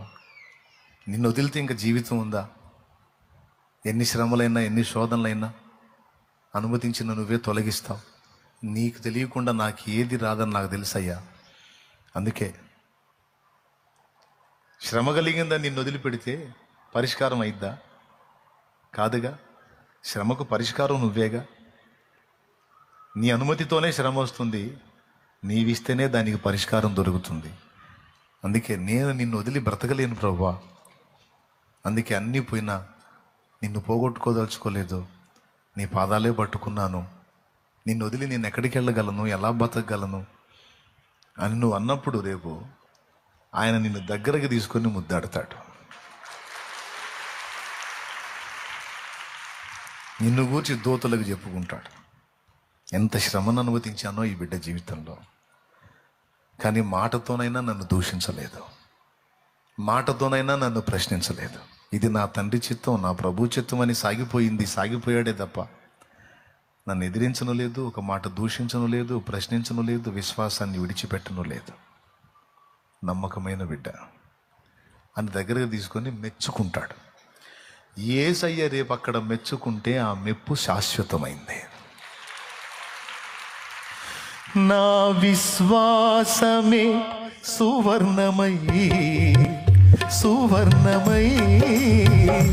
అగ్ని పరీక్షకు నిలచినదై ప్రభువా నీవే ప్రత్యక్షమగు వేళ, ప్రభువా నీవే ప్రత్యక్షమగు వేళ, మెప్పు మహిమా ఘనత నాకే కదా, మెప్పు మహిమా ఘనత నాకే కదా. ఆశ్రయము నీవే, ఆధారం నీవే, ఆదరణ నీవే, ఆశ్రయము నీవే.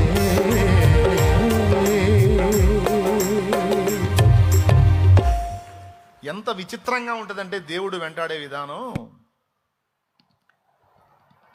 అగచాట్లో తీసుకెళ్తాడు, అందులో వదిలేస్తాడు, పక్కన ఉంటాడు, నిన్ను నలగనిస్తాడు. మళ్ళీ పూర్తిగా నువ్వు డేంజర్లో పడేటట్టుంటే మళ్ళీ ఎంటర్ అవుతాడు. అర్థమైందా? మళ్ళీ పూర్తిగా నువ్వు డేంజర్లో పడేటట్టుంటే మళ్ళీ ఎంటర్ అవుతాడు. యాకోబుని అడిగి పంపించాడా? ఆడికి పోయి డెవలప్ అయ్యాడా? తిరిగి అక్కడి నుంచి రిటర్న్ ప్రయాణం అయ్యాడా?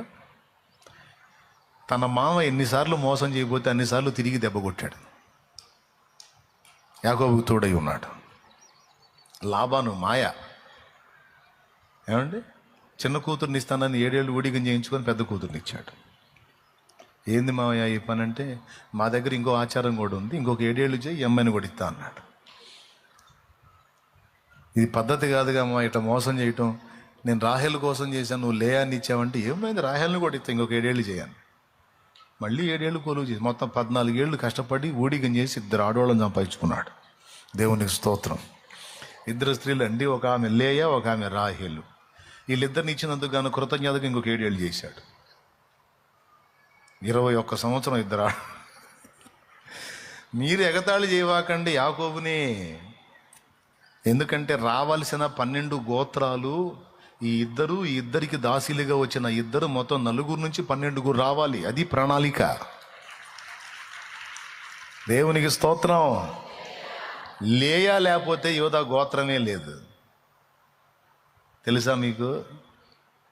లేయా లేకపోతే యోధా గోత్రమే లేదు. అంటే ఎలా అంటే, లాబాను మోసం చేస్తే ఆ మోసాన్ని కూడా దేవుడు యాకోబుకి ఫేవర్గా మార్చేశాడు, అనుకూలంగా మార్చాడు. అది ఇక్కడ మోసపోనిస్తాడు, నీకు జరిగిన మోసాన్ని మళ్ళీ నీకు ప్లస్గా మారేటట్టు చేస్తాడు.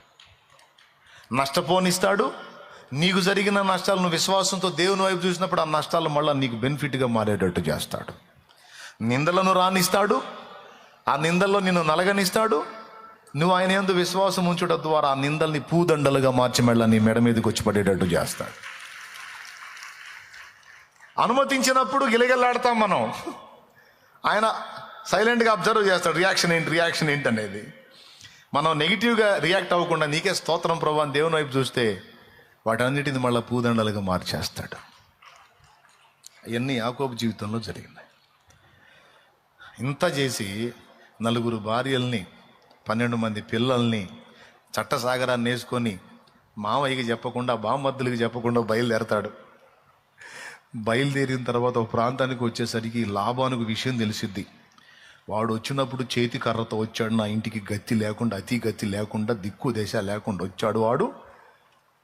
ఇప్పుడు చూస్తే నేను నా మందులేమి ఇన్నైనాయి, వాడి విన్నైనాయి, నా సరుకంతా తీసుకొని పోతున్నాడు. పోయేవాడు ఒక ముక్క నాకు చెప్పాడా, నా కూతుళ్ళు, మనవ సంతానం, నా మందలు, నా సరుకంతా వేసుకొని పోతున్నాడు. అండ్ బతకనీయకూడదు, బయలుదేరండి రాని మొత్తాన్ని తీసుకొని బయలుదేరితే ఆ మార్గ మధ్యంలో ఇంకా ఆ రాత్రి తెల్లవారితే పోయి యాకోబును కలుసుకుంటాడు. యాకోబును కొడతాడో చంపుతాడో తెలియదు. ఆ రాత్రి దర్శిస్తున్నాడు లాబాన్ని. ఎవరు? దర్శించి అంటాడు లాబాన్తో, యాకోబు దగ్గరికి వెళ్తున్నావా?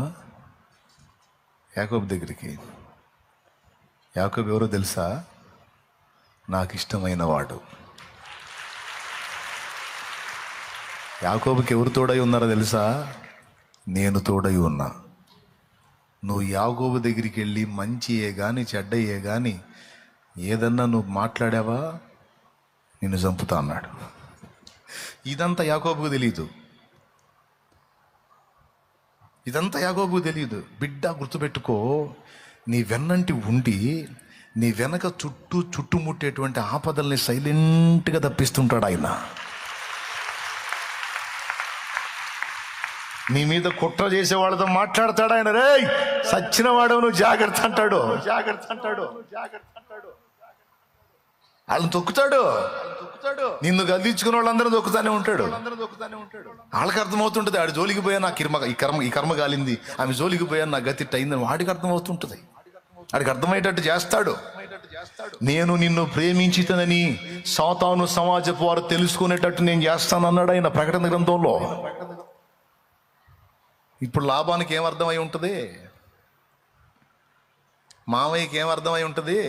అల్లుడు గురించి, ఒరే అల్లుడు ఒంటరిగాడు, ఆడి దిక్కు దేశాలేనోడు, ఆడి దంతే ఆడికి ఎవడు లేడు అనుకొని గుంపునేసుకొని కొడదామని వచ్చాను, చంపుదామని వచ్చాను. అమ్మ బాబు, వీళ్ళందరికాడికి మించిన దేవుడు వానికి తోడై ఉన్నాడు. అసలు మీరు బాగా స్టడీ చేయండి యాకోబు లైఫ్ని. ఎంత సెన్సిటివ్గా ఎంటర్ అవుతుంటాడో దేవుడు, ఎంత సున్నితంగా. మళ్ళీ అసలు ఏం ఎరగనట్టే ఉంటాడు. ఎందులో నాకేం సంబంధం లేదన్నట్టు ఉంటాడు. కానీ మెయిన్ ప్లేసుల్లో కల్లా సైలెంట్గా ఎంటర్ అవుతాడు, కార్యాలు చేస్తూ ఉంటాడు. ఒకటొకటి యాకోబుకి అర్థమవుతాయి. ఆఖరికి కొడుకు యోసేపుతో సహా. యోసేపును ఐగుప్తుకు అమ్మబడినప్పుడు అన్నలే అమ్మినప్పుడు, యాకోబు కొడుకులు యోసేపును అమ్మినప్పుడు కొన్ని సంవత్సరాలు ఏడుస్తాడు యాకోబు. ఆ శ్రమను బట్టి కన్న కొడుకుని దుష్టమృగం తినేసిందని కొడుకులే అబద్ధం చెప్తారు. యోసేపుని అమ్ముకొని, యోసేపును ఐగుప్తు దేశానికి అమ్ముకొని ఆ అంగి తీసుకొచ్చి మేక రక్తంలో ముంచి నాన్నకు చూపించి యాకోబుకి, నీ కొడుకు అంగి ఏమో చూడు ఇది అంటారు. యోసేపు అంగేరా ఇది, ఏమైంది యోసేపుగా? ఏమో మాకేం తెలుసు, ఏ దుష్టమృగమో అన్ని తినేసినట్టుంది, ఈ అంగి దొరికింది తెచ్చామంట. ఒట్టిదే 20 తులాల వెండికి అమ్ముకున్నారు. ఏం ఎరగనట్టు తెచ్చి అబద్ధం ఆడతారు. ఎంత ఏడుస్తాడో. ఆయన అంత ఏడ్చినా కూడా దేవుణ్ణి సనగడు, గొనగడు, దేవుణ్ణి వదలటం. నా దేవునికి తెలియకుండా ఇది జరిగిందా, ఆయనకే స్తోత్రం అని దేవుని యందు విశ్వాసాన్ని మాత్రం వదలటం. చివరికి ఏం జరిగిందో తెలుసా? యాకోబు కుటుంబం అంతా కరువులో, 7 ఏళ్ల కరువులో చచ్చే స్థితి వస్తే ఆ ఐగుప్తుకు అమ్మబడిన యోసేపే ఈ కుటుంబం మొత్తానికి దిక్కయ్యేటట్టు దేవుడు చేస్తాడు. ఆ మాట యోసేపే చెప్తాడు, నా అన్నలారా మీరు బాధపడకండి, మీరు నాకు కీడు చేయాలని ఇది యోచించిరి, కానీ దేవుడు మన మేలు కోసం దీన్ని నిర్ణయించెను. భవిష్యత్తులో మనం ఎదుర్కోబోతున్న 7 ఏళ్ల కరువుని గురించి, ఆహారం లేక మనమందరము చావకుండునట్లు నన్ను ముందు ఐగుప్తుకు పంపించి ఐగుప్తులో ధాన్యాన్ని నేను సేవ్ చేసేటట్టు చేసి, తద్వారా మనందరం పోషింపబడేటట్టు మన కోసమే దేవుడు ఈ ప్రణాళిక జరిగించాడు. మనం కీడు అనుకున్నాం, నేను కూడా అంతే అనుకున్నాను, నేను చాలా ఏడ్చుకున్నాను, కానీ నో ఇది కీడు కాదు, ఇది మేలు అని యోసేపు అంటాడు. తర్వాత యాకోబు దగ్గరికి వచ్చింది సమాచారం. కొన్ని సంవత్సరాల తర్వాత, ఇంచుమించు 17-18 సంవత్సరాల తర్వాత, కొడుకు చనిపోయాడు అని తెలుసుకున్న 17-18 సంవత్సరాల తర్వాత మళ్ళా నీ కొడుకు బతికే ఉన్నాడంటే తండ్రికి ఎట్టుంటుందండి? స్టన్ అయిపోతాడు యాకోబు. ఏంట్రా మీరు చెబుతుంది?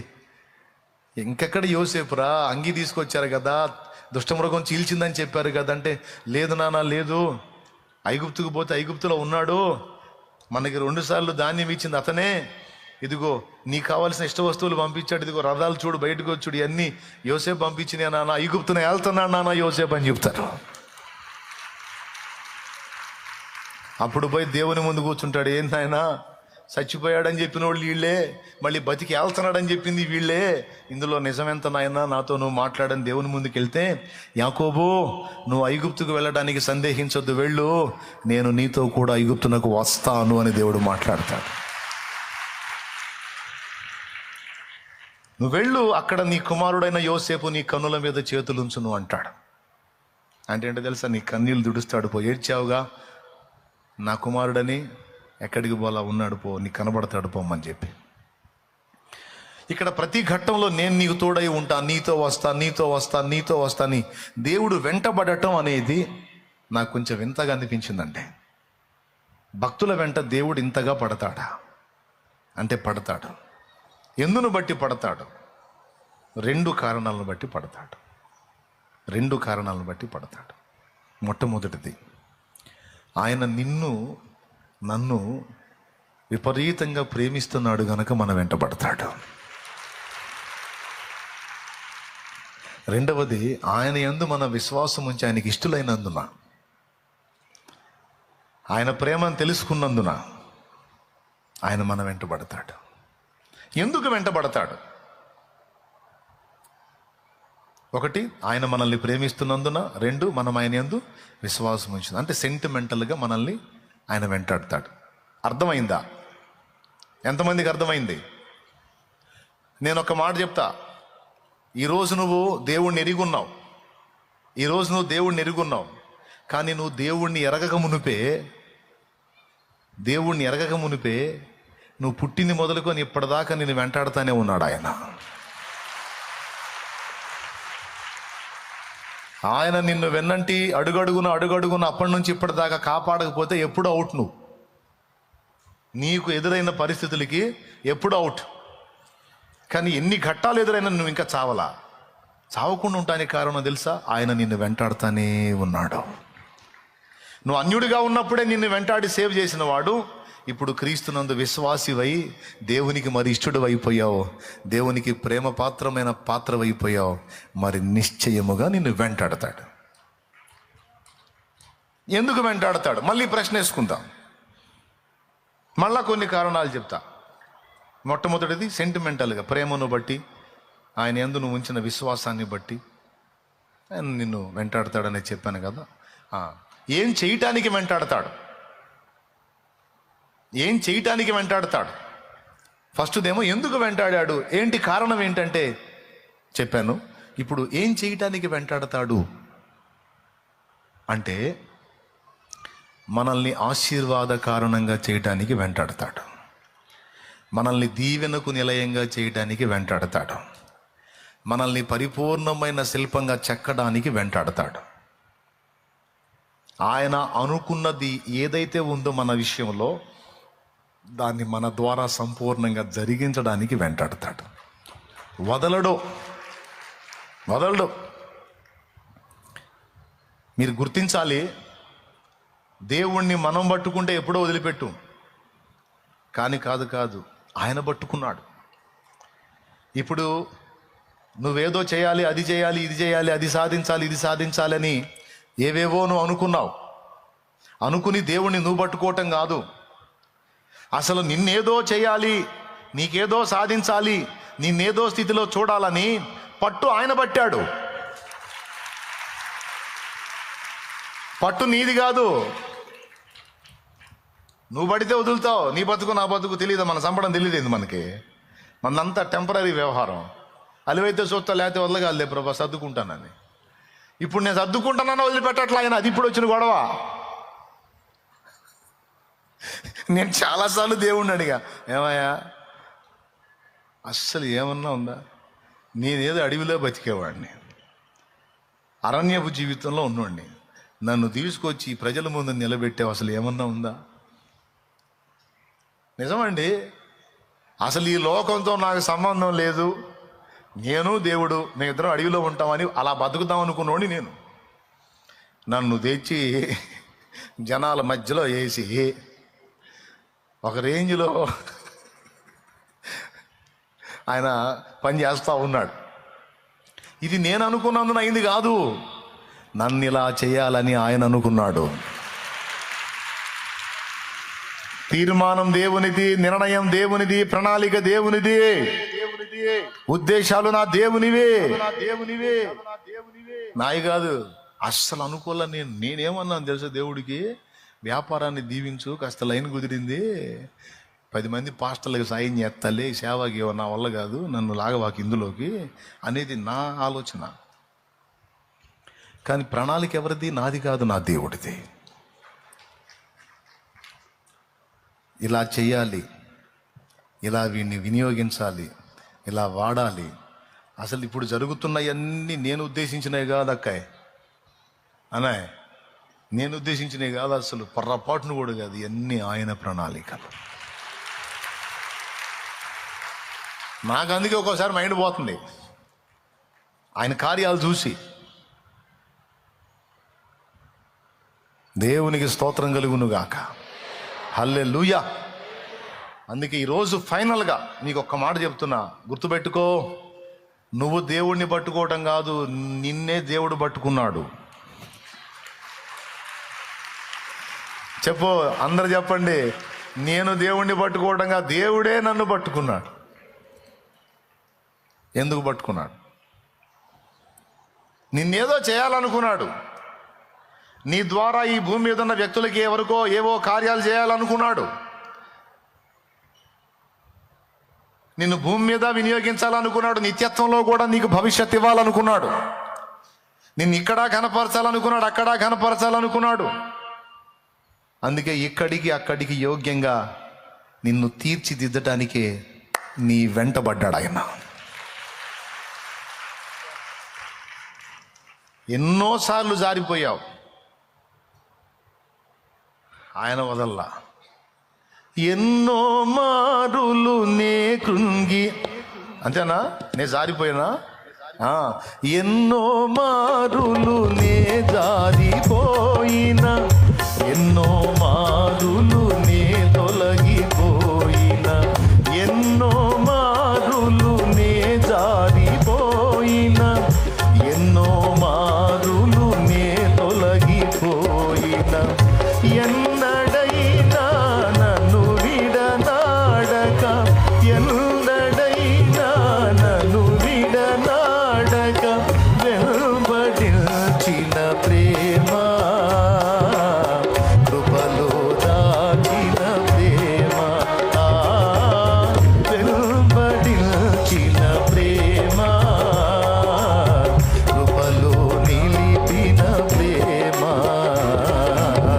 మరువలేదయ్యా నీ ప్రేమ, విడువలేదయ్యా, మరువలేదయ్యా, విడువలేదయ్యా, మరువలేదయ్యా, విడువలేదయ్యా,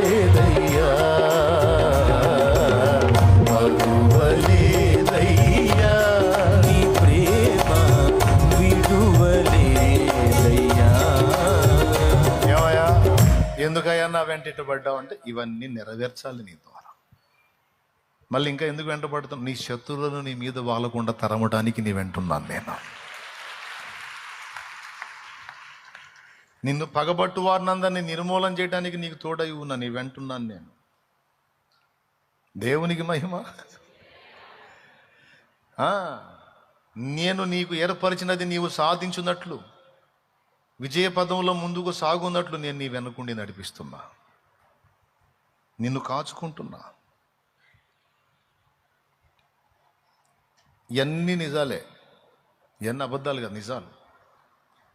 మంచి మనస్సాక్షితో చెప్పండి, ఎంతమంది ఒప్పుకుంటారు నిజంగా నాకు దేవుడు అంతే తోడై ఉన్నాడు, ఇది నేను ఎరుగుదును అన్నోళ్ళు చేతులు ఎత్తండి. కన్నీళ్లతో కృతజ్ఞతలు చెప్పాలనిపించట్లేదా? ఇక నడకే లేదు, ఇక లైఫే లేదు, ఇక అడుగులే లేవని కదలలేని స్థితిలో మనం పడి ఉన్నప్పుడు దగ్గరకు వచ్చి వెన్ను తట్టి, ఏంటి కృంగిపోయావా, భయపడ్డావా, అధైర్యపడ్డావా, అలసిపోయావా? లే లే లే లే లే నీ శక్తికి మించిన ప్రయాణం ఉంది, నడు నడు, లే, నేను నీకు తోడై ఉన్నానులే, నేను నిన్ను బాగు చేస్తానులే, నేను నిన్ను స్వస్థపరుస్తానులే, నేను నీకు సహాయం చేస్తానులే, ఏది ఎంత మాత్రము నీకు హాని చేయజాలదులే అని నిన్ను లేవనెత్తి, నువ్వు కృంగిన వేళ లేవనెత్తి నీ నడక మళ్ళీ ముందుకు సాగేటట్టు చేస్తూ వస్తున్నాడు ఆయన ఈ రోజు వరకు కూడా.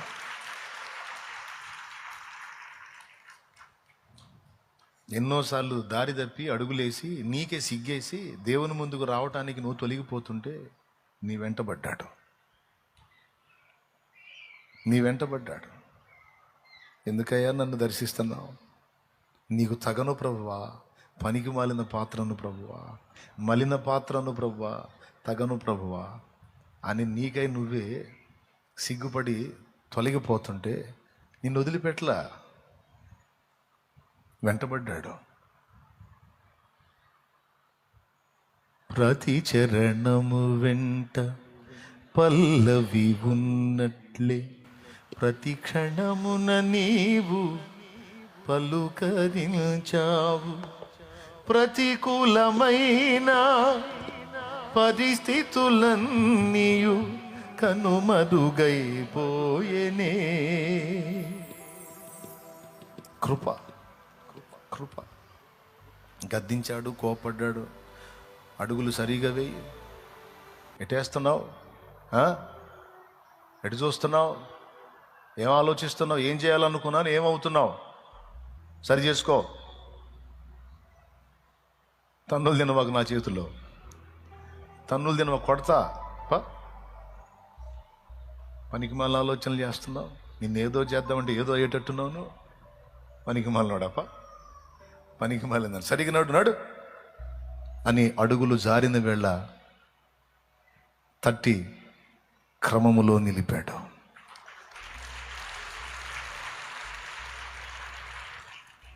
జిగటగల ఊబిలో నా అడుగులు స్థిరపరచి హిసోపుతో నన్ను కడుగుము యేసయ్యా, హిమము కంటెను తెల్లగా మార్చయ్యా, నీకేమి చెల్లినదు నా మంచి మెస్సియా, ఈ జీవితమంతా అర్పింతు నీకయ్యా, ప్రేమ కరుణ నీ కృప చాలు, ప్రేమ కరుణ నీ కృప చాలు, చాలునయా చాలునయా నీ కృప నాకు చాలునయా, చాలునయా చాలునయా నీ కృప నాకు. ఏమండి, ఎందుకు నాయన నా వెంట నడుస్తున్నావు అంటే అనేక కారణాలు చెప్తాడు. ఈరోజు ఈ మాట మిమ్మల్ని ప్రోత్సహించనియండి, ఆదరించనియండి, ధైర్యపరచనియండి. ఎందుకంటే ఇది దేవుడిచ్చిన తలంపే నేను మాట్లాడాను, దేవుడిచ్చిన ఆలోచనే నేను మాట్లాడాను. దేవుడు పలకమన్న విషయాలే నా నోట నేను పలుకుతున్నాను. ప్రార్థన చేసుకొని మరి దేవుడిని అడిగి నీ పిల్లలతో నాతో మాట్లాడయ్యా అని వాగ్దానంతో మొదలుపెట్టాడు. నేను నీతో చెప్పినది నెరవేర్చే వరకు నిన్ను వదిలిపెట్టాను. అంత మాట నువ్వు అన్న తర్వాత ఇక నాకు భయం ఉంటుందా ప్రభా? నువ్వు వదిలిపెట్టను అన్నావు కదయ్యా, నిన్ను విడువను అన్నావు కదయ్యా. మాట తప్పేదానికి మనిషివి కాదు నువ్వు. మాట తప్పేదానికి మనుషులు ప్రామిస్ చేస్తారు, వదిలేస్తారు. వాగ్దానాలు ఇస్తారు, వదిలేస్తారు. మాట ఇస్తారు, మర్చిపోతారు. కానీ నువ్వు మాట ఇచ్చావంటే భూమి ఆకాశాలు తలక్రిందులైనా నువ్వు మాట తప్పవు. నిశ్చయముగా నేను నీకు తోడై ఉండే నిన్ను ఆశీర్వదిస్తాను, నీ సంతానాన్ని కూడా ఆశీర్వదిస్తాను, ఈ దేశమును నీకు స్వతంత్రింపజేస్తాను, నీ వలన భూమి మీద వంశాలు ఆశీర్వదించబడేటట్టు నేను చేస్తాను. అంటే ఆశీర్వాద కారణంగా నిన్ను చేస్తాను, నీకు తోడై ఉంటాను, నువ్వు వెళ్ళు చోటుకెల్లా నేను వస్తాను, నువ్వు సంచరించే ప్రదేశాలన్నిటా నేను నీకు తోడుగా ఉంటాను. అంటే అర్థం ఏంటో తెలుసా? నీ జీవన ప్రయాణంలో నీ యాత్ర ముగిసే వరకు నేను నిన్ను వదలను. నేను కొన్ని అనుకున్నాను నీ విషయంలో, అవన్నీ నీలో నేను నెరవేర్చిన దాకా నిన్ను వదలను. ఏం భయపడద్దు. నిన్ను నిందించే వారితో నేను మాట్లాడతాను, నిన్ను దూషించే వారిని నేను గద్దిస్తాను, నిన్ను శపించే వారిని శాపానికి ఆస్పదంగా మారుస్తాను, నిన్ను దీవించే వారిని నేను ఆశీర్వదిస్తాను, నిన్ను గొప్ప జనముగా చేస్తాను, నిన్ను గొప్ప జనముగా చేస్తాను. నా తండ్రి మాట్లాడుతున్నాడు.